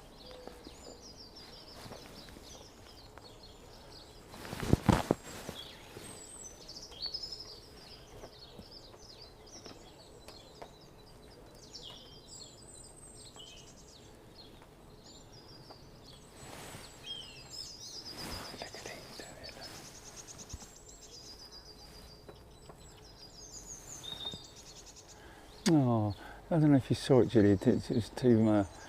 These two were here, and another one just flew in.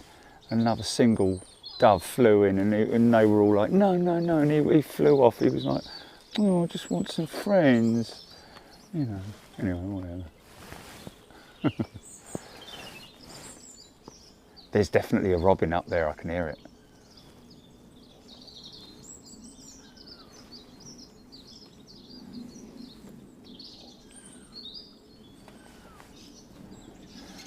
David Anders is a returning member. Welcome back, David.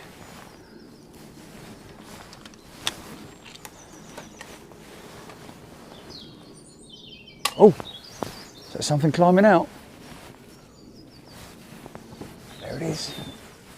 Oh yeah, flex.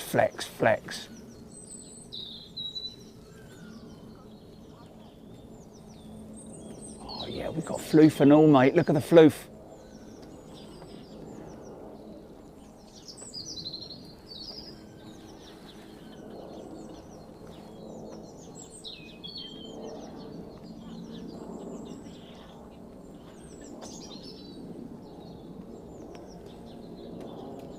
Right turn, Clyde.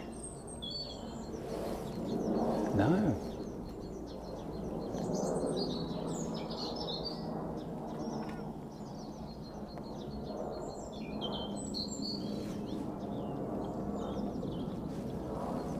Yeah. Nice. Oh, rain stop.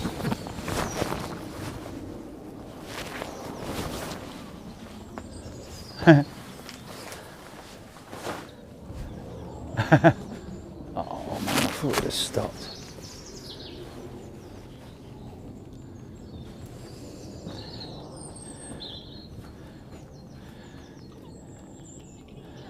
Oh, Crossman, you'll be seeing Virgin Australia soon as well as Virgin Atlantic. I think Virgin Atlantic have just put a Virgin Australia. Didn't they just put an order through for some new jets? I think something's going on there. Mark N flying to Cyprus next month with Jet 2 from Stansted, but can check in 4 weeks before. Does anyone know if I can choose exit seats when I check in online without paying for them? Oh, you might have to pay for your seat on the budget airlines like Jet2 if you're unless you because if you're selecting a seat, they'll try and get any money off you that they can in terms of extra revenue. So be careful about your check-in bag, make sure it's the right size and all that sort of stuff, and weight, etc., etc. But yeah, also obviously. I think I certainly know with Ryanair and EasyJet you have to sort of like, if you want a specific seat, you have to pay extra for it. I think that's the case anyway. But just Google it, Mark. Google it. Go to Jet2, cost of requesting specific seat. Squidel 2017. There's a robin and a wren. Now, he says there's a robin and a wren. There was definitely... Oh, here he is again, look. Let's just see what happens when I do this. Oh, mate, hold on a minute.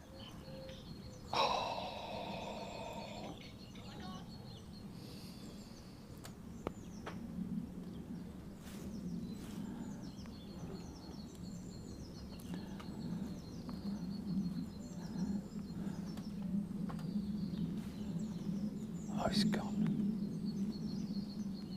No, he's there.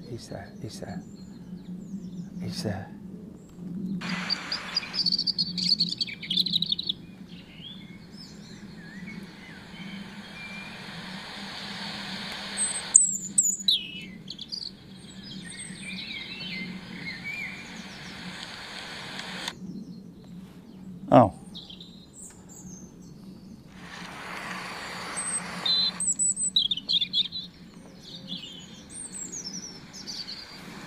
There he is. He's right above me.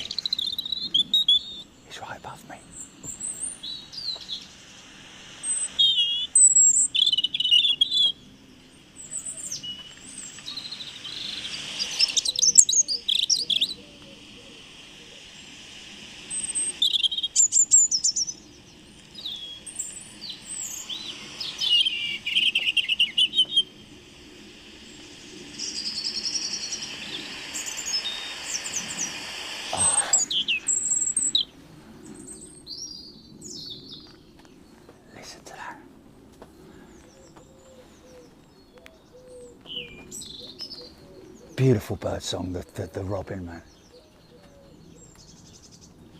Sorry, mate. Sorry to do that, mate. That's not very fair, is it? Big confusion. Sean Meston, brand new member. Welcome, Sean. Lovely to see you.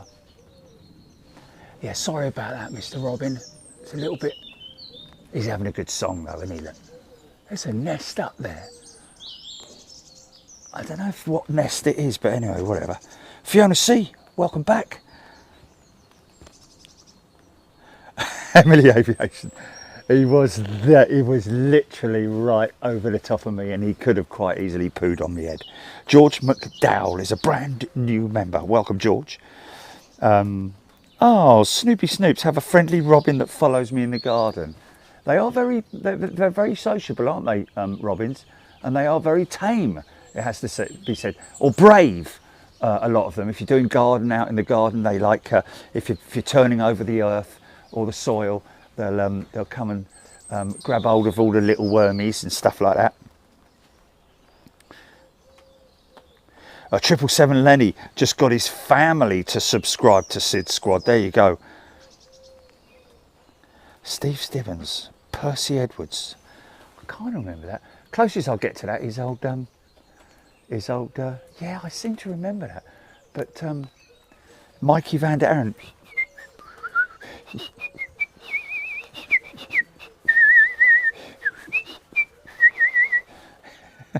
If you ever meet Mikey at Van der Aaron, wait until he whistles. Don't ask him to whistle, just wait until he whistles. Okay, William Patrick on Jet 2, the seat booking varies from about £25 to £8, depending where you sit, from left entrance being A1, etc., being most expensive. Sorry, I've kind of left Jilly hanging here. Hold on a minute. Hold on a minute.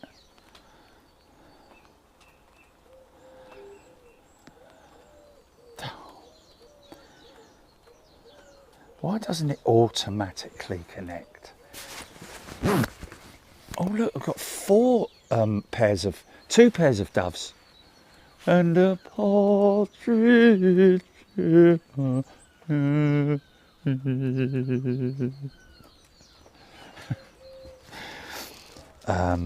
we go.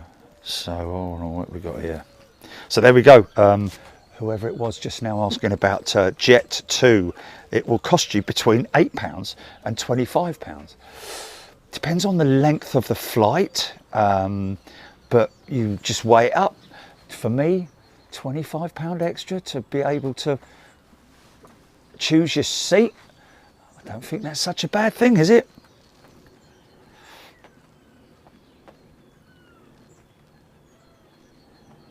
Gareth Shepherd, Sydney time is 11 hours in front of him, but in a few weeks' time it will be 9 hours in front. Sydney time will go back 1 hour. UTC BST forward 1 hour. There we go. Yeah, so it'll go from 9 to 11. So it'll be a little bit easier for us in Anchorage as well, won't it, Jilly? I think when we go BST. Oh, long-tailed tits are back. You there, Julie?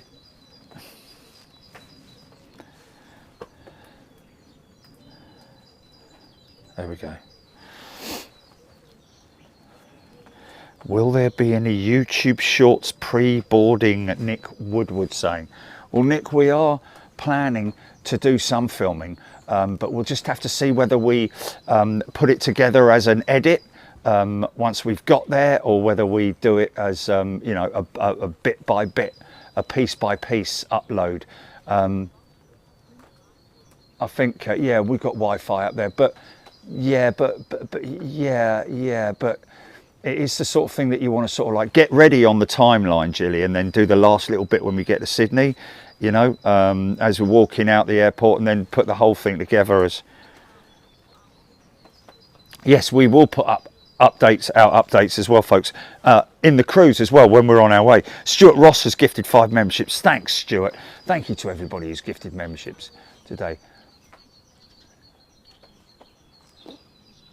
Big Al giving a bit of advice. No, wait a minute. Early birdie. Let's just have a look here. Ask Sis what about the BAE 146 cargo planes that fly out of Sydney like mini C-17s, Jay Savvy saying. Wow.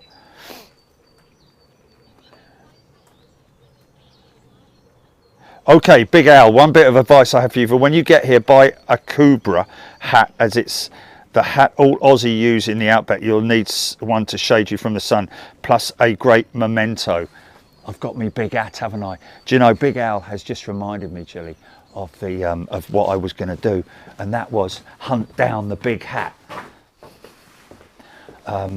You know, me big. There it is.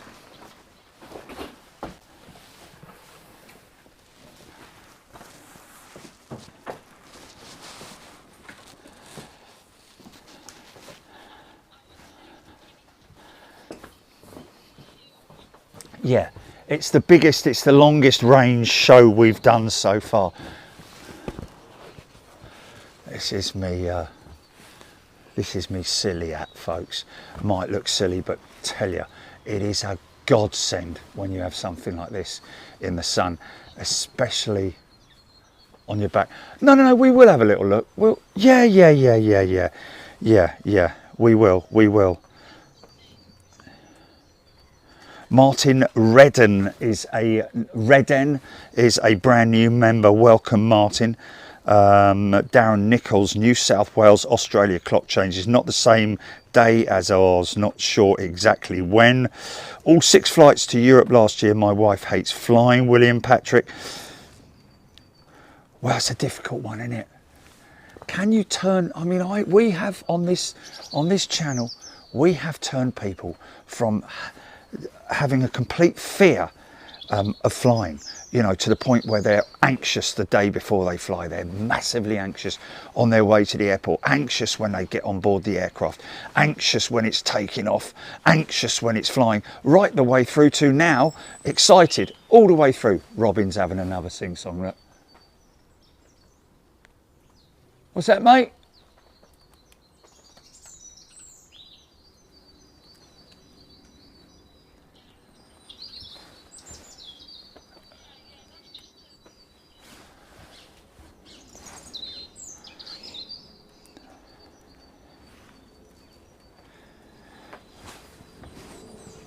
Something coming out. Yeah, they're going to get their 100k plaque board, aren't they? The Sid Squad boys. Is this over the top, mate?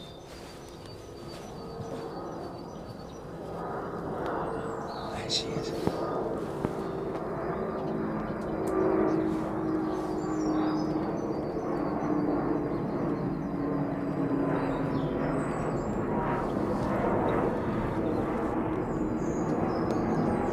Mate, to be honest with you, that is good advice. That is good advice. But if you're talking to someone who watches that show,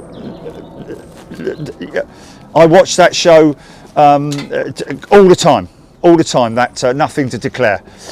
So much so that I watch the repeats as well, because there are some great ones on there. It's on Sky. Nothing to declare. This crazy guy seems to think that he can come through customs with a banana in his bag. No, you can't. Don't even, if you're on the plane, you know, some airplanes like with Virgin Atlantic, they have a little bowl of fruit with oranges and lemons and apples and stuff like that, and bananas. Don't take one of those bananas and put it in your bag accidentally to eat later in the hotel or something. The Australians are massively finicky about any food. If you do have something, make sure you declare it, but also make sure that you don't take biltong and meat products and all that kind of. There are some that are okay to take, but I wouldn't even bother getting involved in what's right and what's wrong. Just go food free. 99% of the stuff that these people put in their bags you can buy. Chinese are terrible for it as well, you know, you know, bringing in rice and all these different, you know, things which they're warned about time and time again about. You know, are you bringing any food? And there's signs as you're walking through the airport, you know, declare it or bin it. You know, we kind of do it here at Heathrow. We've got the signs there, but I've got to be honest with you, I don't know what the deal is at Heathrow, because obviously the border patrol are there, the border control is there, but in terms of walking through the nothing to declare, even if you walk through the declare aisle, by the looks of it, there's no one there anyway. It's always like a ghost town. There's like tumbleweed and everything flying through the air, through the. They're going to stop me next time, aren't they? I've just signed my fate at Heathrow. But yeah, I'm fully aware of. I've already told Gilly this, and she's like, "Oh, stop being so paranoid." I'm like, "Really, man? Trust me. You just don't take anything." Anything food related, just do not take it in your check-in bag or in your walk-on bag and all that kind of thing. Just don't do it, because it's a crazy thing that the Aussies are understandably so. And if you've been trudging around in the mud with a big pair of boots on, and you've put them in your check-in bag, watch that as well, because you know, even the New Zealand, when they do them in Aussie and Oz and New Zealanders as well, but when the New Zealand rugby team, they've just come off a flight and from God knows where, absolutely cream crackered they are, and you can see it in their eyes. They're all like this, and they had to open all their bags, take their boots out. The blokes were like, you know, with the knife, like getting all the mud out, cleaning the boots. You know, one of them said, look mate, just take the boots and throw them in the trash, man, or give them away or something, you know, but just and that's because of seeds and stuff like that, which is totally understandable. So, you know, whenever I go overseas, and like when I go to Anchorage, for example, and because I take me big boots with me, don't I? I take me Skechers boots with me, and they invariably get covered in mud on the bottom, and so I do clean them off. I give them a bash, and I clean them off before I put them in my check-in bag, because I've just watched that show so many times. I know the pitfalls. Really, you just need to be very, very careful about staking.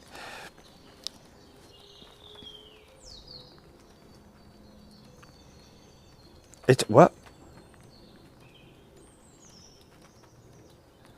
Darren Nichols, thank you so much. I can hear something. Oh, here we go. This is growling. This is either a 777 or a 330. Stand by for this. Hopefully it's low. Oh, there it is.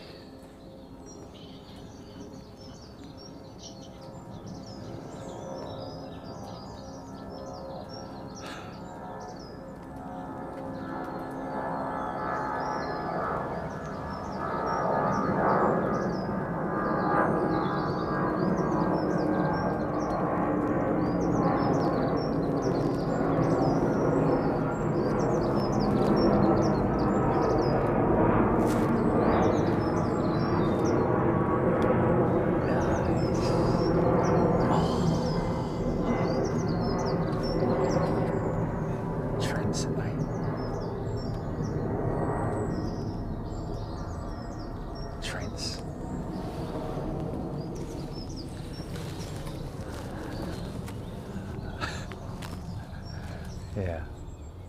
And what is the crazy thing is that when's the last time you saw an advert here in the UK for Australia? I can't remember, honestly. I cannot remember the last time. I'm sure I saw one probably back in the 80s or whenever, but I haven't seen one recently. Advert for Sydney on TV the other day. It's crazy how things go like that, isn't it? Quite a lot of things like that happen where it's like, you never would have thought that would happen. Insane. You can take food on the plane, you just have to eat it all before you land. Steph, absolutely, yeah. So if you're going to take little snacks with you, I never take food on the plane with me. Really? Not really.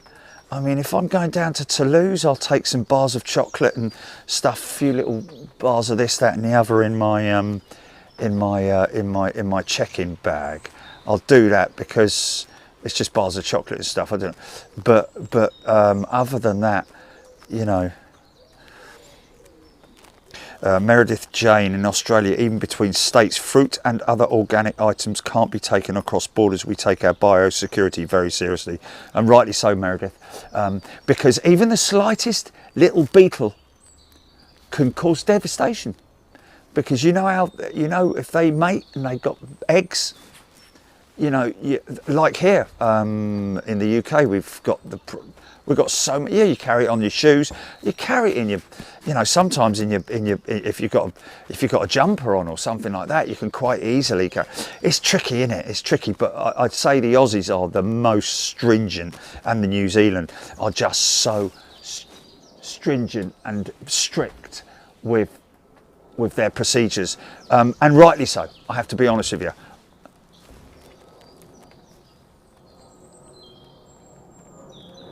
Sarah Faro. Got to clean them boots, Jenny Sadler, because they assume you've been on a farm. Yeah, if you've been surfing or if you've been white water rapiding or something like that, where you can get, you know, sea urchins or whatever it might be on your whatevers. Andrew, hi from Perth, Australia. Perth has the best viewing platform at Perth Airport in the whole of Australia. Andrew saying, well, Andrew, that's another place, another destination. We're going to do Melbourne, of course. That is one option. So this is a new mic, Jerry, as it sounds so clear and good, Big Alb saying. It's not a new mic, it is the same mic. It's the Rode Go 2, but it just has a lavalier clipped into it so that it's not on the camera like it normally is. It is. I'm just wondering whether it's going to be easier for me, certainly during rainy conditions. I don't have to worry about the mic on top of the camera. And also, let's just try this. Oh, big load of straight down there. Let's just see what this is like. Hold on a minute. Let's put this under here. Yeah.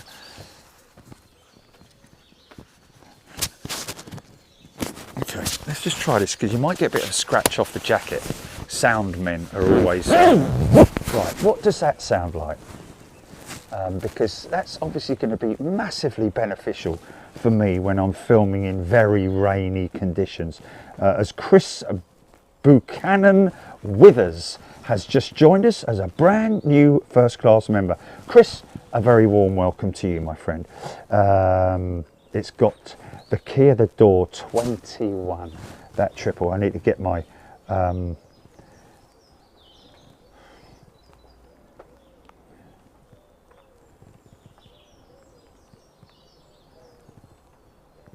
aerocentric, yeah.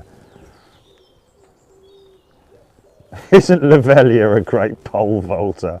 BA 380 to San Francisco, lining up 09 right, Mike James saying. Muffled. Okay, but still hear you fine. Okay, now, you know what, on here, oh, actually it's on the other end, isn't it? I could maybe crank the sound up a little bit, but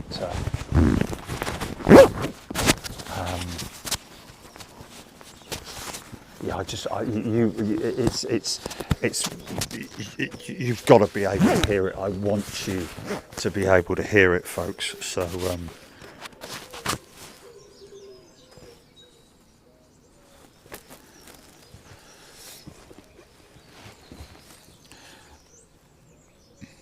oh, Big Al saying you can hear you perfect. Need to increase the mic gain slightly. Meredith James saying, yeah, I could probably do that, you know, on here.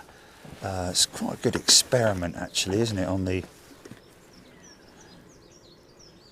no, there's no. It's at its max, Julie. It's at its max. Okay, let's hope this San Francisco bound 380 comes out this way. No need to increase the mic gain. Oh no, need to, Meredith Jane. Yeah, no, not quite as clear. Sound is good, Kenny B. So mixed, but obviously when it's out in the open like this, it's obviously a much better thing. But it's just good. It's much more convenient for me to be able to have it. What's that?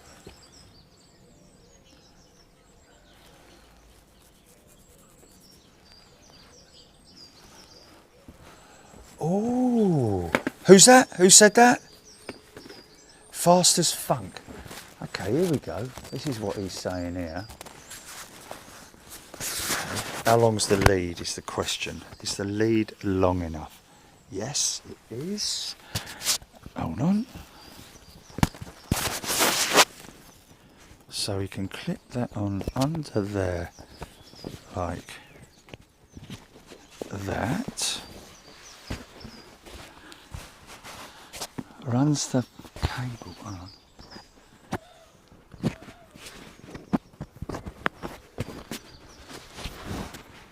Okay.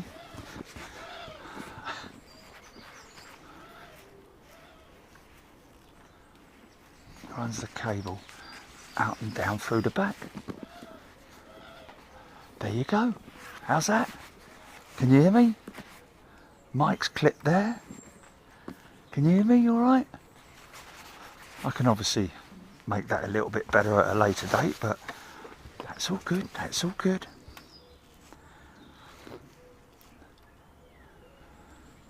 Oh, Mike James, 747-400 lined up for Sharjah. Wow, That was a quick turnaround, wasn't it? They didn't load much off there. Sound is good, Kevin Graham. Okay, let me come out of all of this. BA 380 is heading northeast, Aidan Campbell.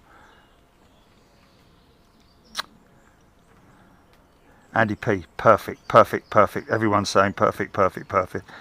I'm not the genius, Livy. It's actually Fast as Funk who's the genius who gave us that tip. So I'm protected from the wet, obviously, or the mic is protected from the wet, and the lead just runs down my back, which is very easy to. There we go, lovely job. I'll obviously make that a little bit better next time, but I like that. I like that. And then I can just unclip it whenever I... Yeah, the mic is on the inside. Of course it's on the inside. Yeah, yeah. Okay. And then I can I can bring a little bit more of that up there, can't I? There we go. I can actually put it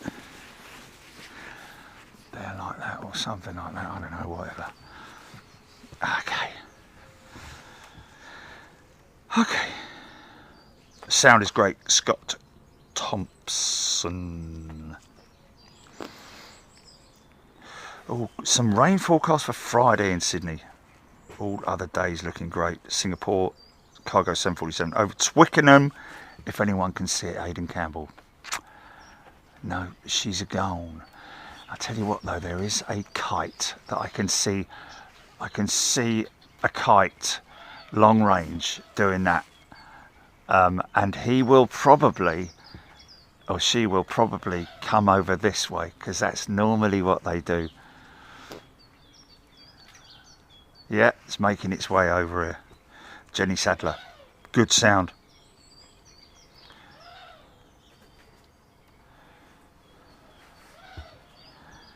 Thank you, Fast as Funk. Stephen Callahan, sorry.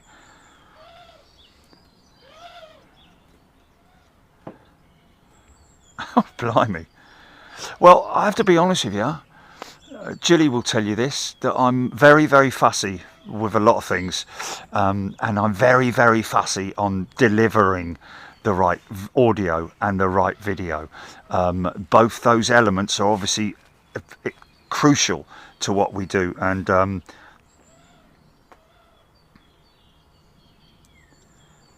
Russell Allen, your hearing aid is a bit big. Amazing the technology that they have these days for hearing aids, isn't it? You know, the slightest little thing behind the ear, amazing. MH, yeah, I will do MH. This was literally just a test to see whether or not it would the plan works, and the plan most definitely works in terms of the line being fed. In fact, there we go, I can trap it underneath there, so now it's going all the way down the back of me neck. Oh, here they come, look, wow, there's a couple of them, there's 3 of them, wow. Just oh, there's 4 of them, wow. Look at this, isn't that beautiful, man? Oh, he's back, he's back, he's back, look at that. He doesn't care, does he? Hello, mate.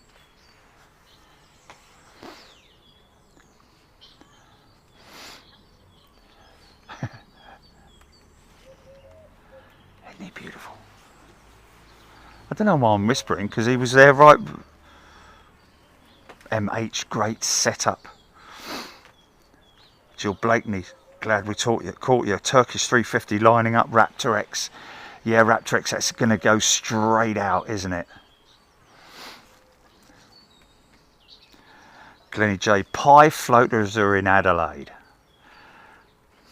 I want to go, all I want to do is I want to go somewhere like Wannago or Wallago or somewhere. I want to find somewhere with a proper Aussie name. Down at Wallamago or something like that.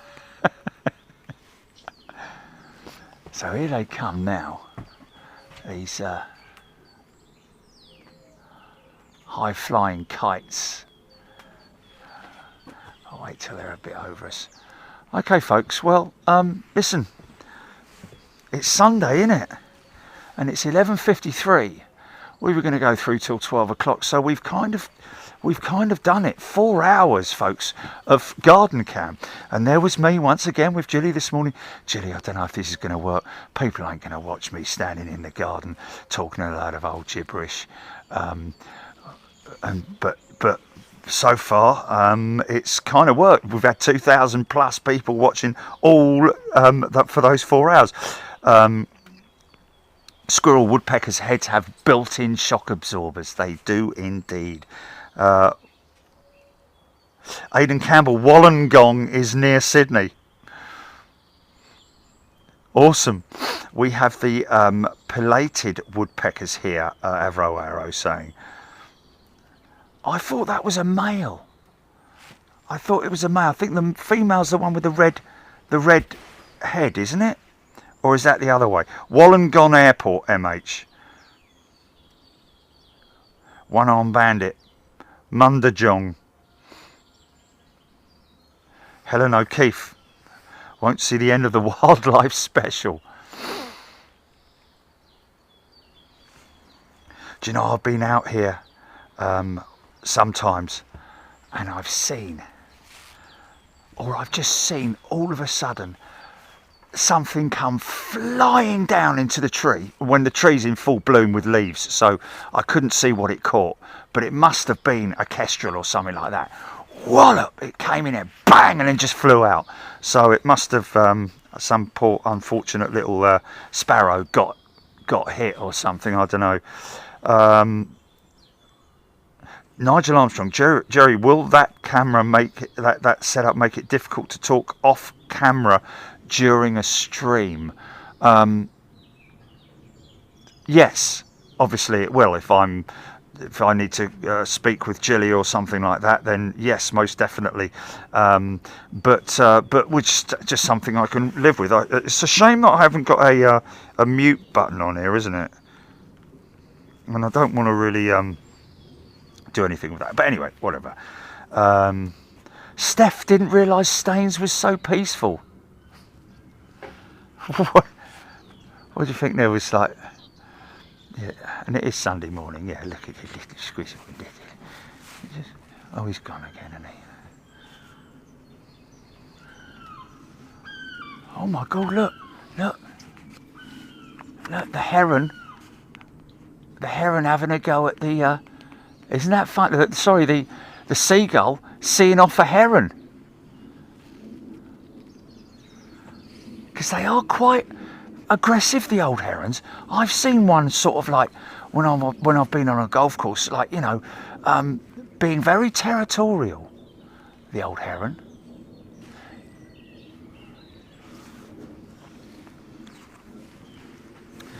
So folks, we are going to we're going to get everything ready, pack it all up, and get ourselves finally tuned and ready for this mega trip. And it is a mega trip. With your microphone, you could tape it or anchor it to the inside of your hat in the middle to the back of your hat, and it will lead down your back. I've got it, Drew. Something big coming out. Wait a minute. Oh, this could be a good closeout. Oh.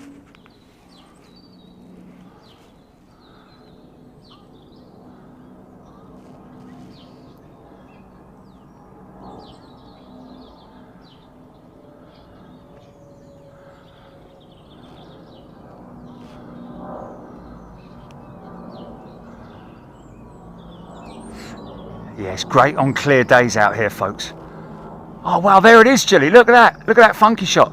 That's Air Canada in the hold.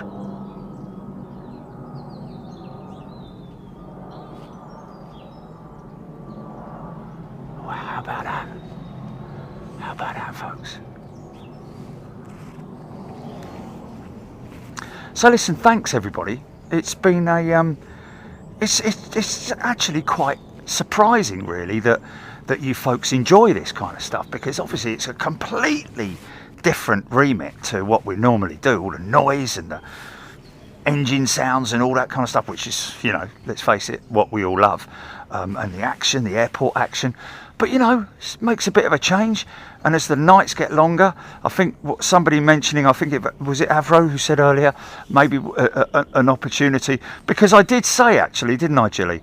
I did say a couple of weeks back that on the Friday shows, we'll have a camera out here and a camera in there, so we can sort of like, when a plane comes out or someone says there's a cruiser and we can catch it, I'll quickly nip out here and do that. So we'll have garden cam maybe as our pip, Gilly, yeah, maybe have garden cam as a pip, and then and that'll be pretty cool. So listen, folks, thank you to everybody. Thank you to everybody who's gifted. Thanks to Tim and is it Tim? And yeah. Oh, there's three of them: Tim, Matt, and Kurt from Sid Squad. Make sure you subscribe to their channel, folks, before we get down there. Let's hopefully, I think we're only a couple of hundred short now, but I'm sure we're going to hit the 100,000. It would be good for us. It would be nice, not good, but it'd be just not. Yeah, it'd be nice for us and all our members and crew to be responsible for bringing 100,000 or taking that number to 100,000 subscribers for Sid Squad. Of course, we're going to meet them out there. We're going to find out where all the best positions are. We can map all those positions, and we could probably even get them waving from the airport as well, I'd imagine, if they're working. But lots of things to look forward to. Obviously, the first hurdle is the flight, is the trip, the journey out there. Not expecting to be full of beans and all excited like I do when I get to America, when I get there, because I've seen, again on Nothing to Declare, people arriving absolutely. Don't drink on a plane. Is what I would suggest to people. Don't drink alcohol, that is. Drink lots of water and hydrate as much as you can, because you do get dehydrated at altitude, no matter what. But also, if you drink alcohol, maybe have a little glass before, you know, when you get on, if you want to. But don't go drinking all the way through the flight. It mullers you, and it ruins your experience when you get there as well. So, but anyway, that's up to you. But anyway, thanks everybody. We look forward to seeing you, and we will obviously put some stuff out online if we can, when we can. How we're going to document this whole thing, I'm not sure. But of course, like I've mentioned earlier, we're and I think that our members are all in agreement here. We're going to put something out on Freeview, possibly on Wednesday as well, on our first day of streaming, just to sort of like let everybody know that we're there. But of course, all the time, whenever this happens, it will always be member only chat. It will be subscriber only chat, but it's members in green, highlighted in green, that I read out, because you're worth it. So thanks, folks. Look after yourselves. Going to break it all down now and get ourselves fit and ready, and we'll see you down in Sydney. Cheers. See you in Sydney. Crazy, man. Crazy.